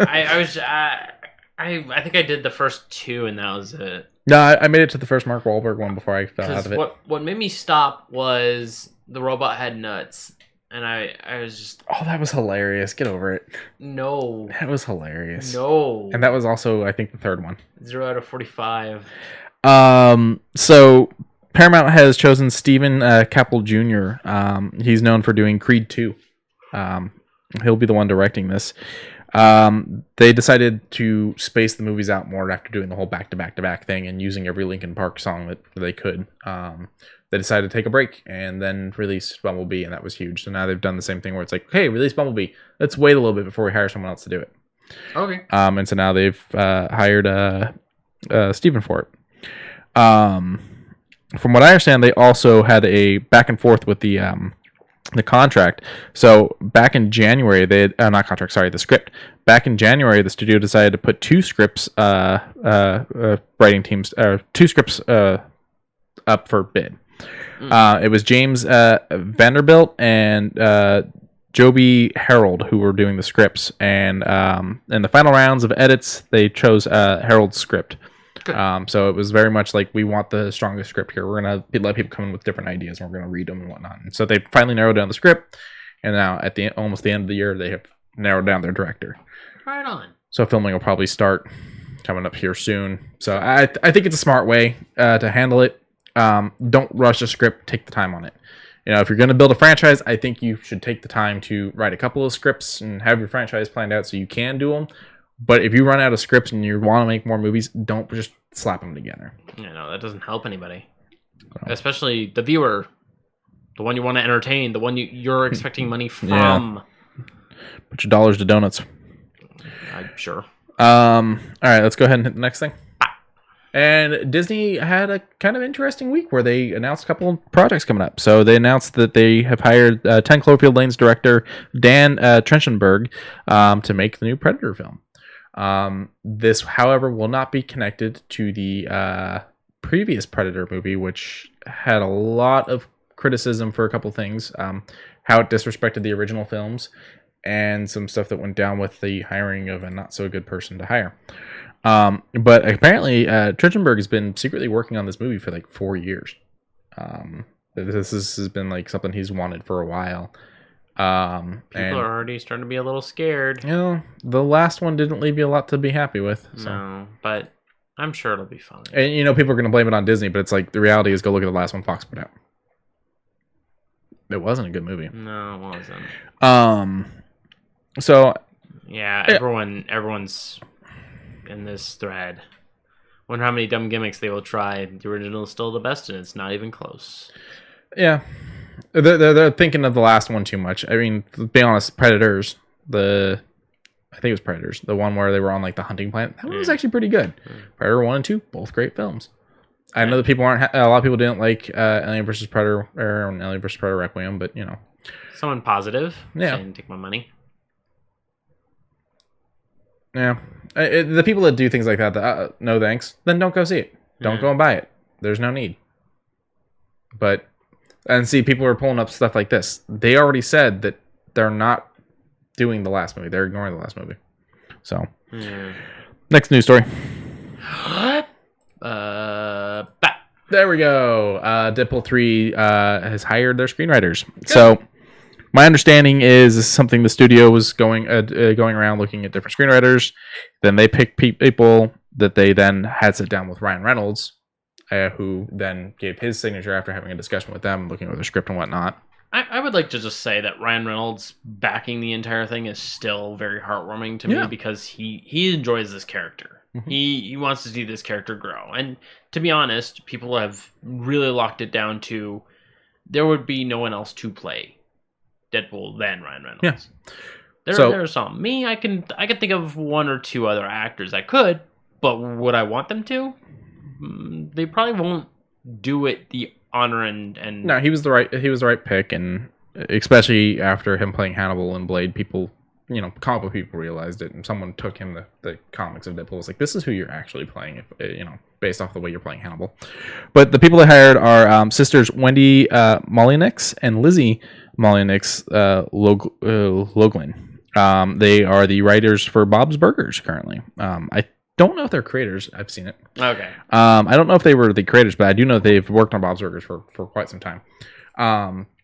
And Bob's Burgers and Disney immediately started in Deadpool movie started posting photos of Bob with the katanas on his back. Phase 5. So people accuse Disney of killing Deadpool 3. People accuse Disney of trashing Deadpool 3 and all this stuff, like just this whole. They're not going to do it. They don't want to do it. They've officially killed the franchise. They're not letting Reynolds do what he wants. And it turns out this whole time they were just trying to find good screenwriters. Because they know a success when they see it. And they even let Ryan Reynolds, have say on the script and on the writers and whatnot. I think these two ladies are going to do amazing with this. And, they do amazing writing. I like Bob's Burgers. Yeah. So, and what do we got left? No, we're done. We are aces in the hole. Let's black screen that. Let's move this over. I don't have a coffee pun for you. Yeah. You just gotta know that you're beautiful. I'm sure Socks will throw a bunch in there in a second. But I hope you guys liked for the people that were here for the stream. I hope you guys liked the starting soon stuff, and I think it's a good step in the right direction with the cast, with the live stream for the audience. But other than that, have a safe time. Tell a friend, tell an enemy. Follow us on Twitter. Follow us on Instagram. Like, subscribe, tell a friend, tell an enemy. Get some coffee. Yeah, get some coffee. Some humble bundle like humble bundle. They got Black Friday sales too. They do. Yeah. If you want it on your PC. We can't sit there and go through every Black Friday list though. It's far too many. I was tempted to touch the Black Friday one for Best Buy because they're released and then their actual changed everything. So it's but we'll see you guys next week. Yep. Same bat channel, same bat time. Can't say that. No. Nope. We'll be back on our Twitch channel at 6:30 next Sunday. 6:30 time. PST. Same bat channel. You can't say that. Time. I can't say that. No. Why can I say that? Because Fox and Warner Brothers and CBS own that. Do they really? Yes. Oh, then disregard everything I have said. I hold no regard to anything, and it was all in a act of parody. Have a great night. Bye.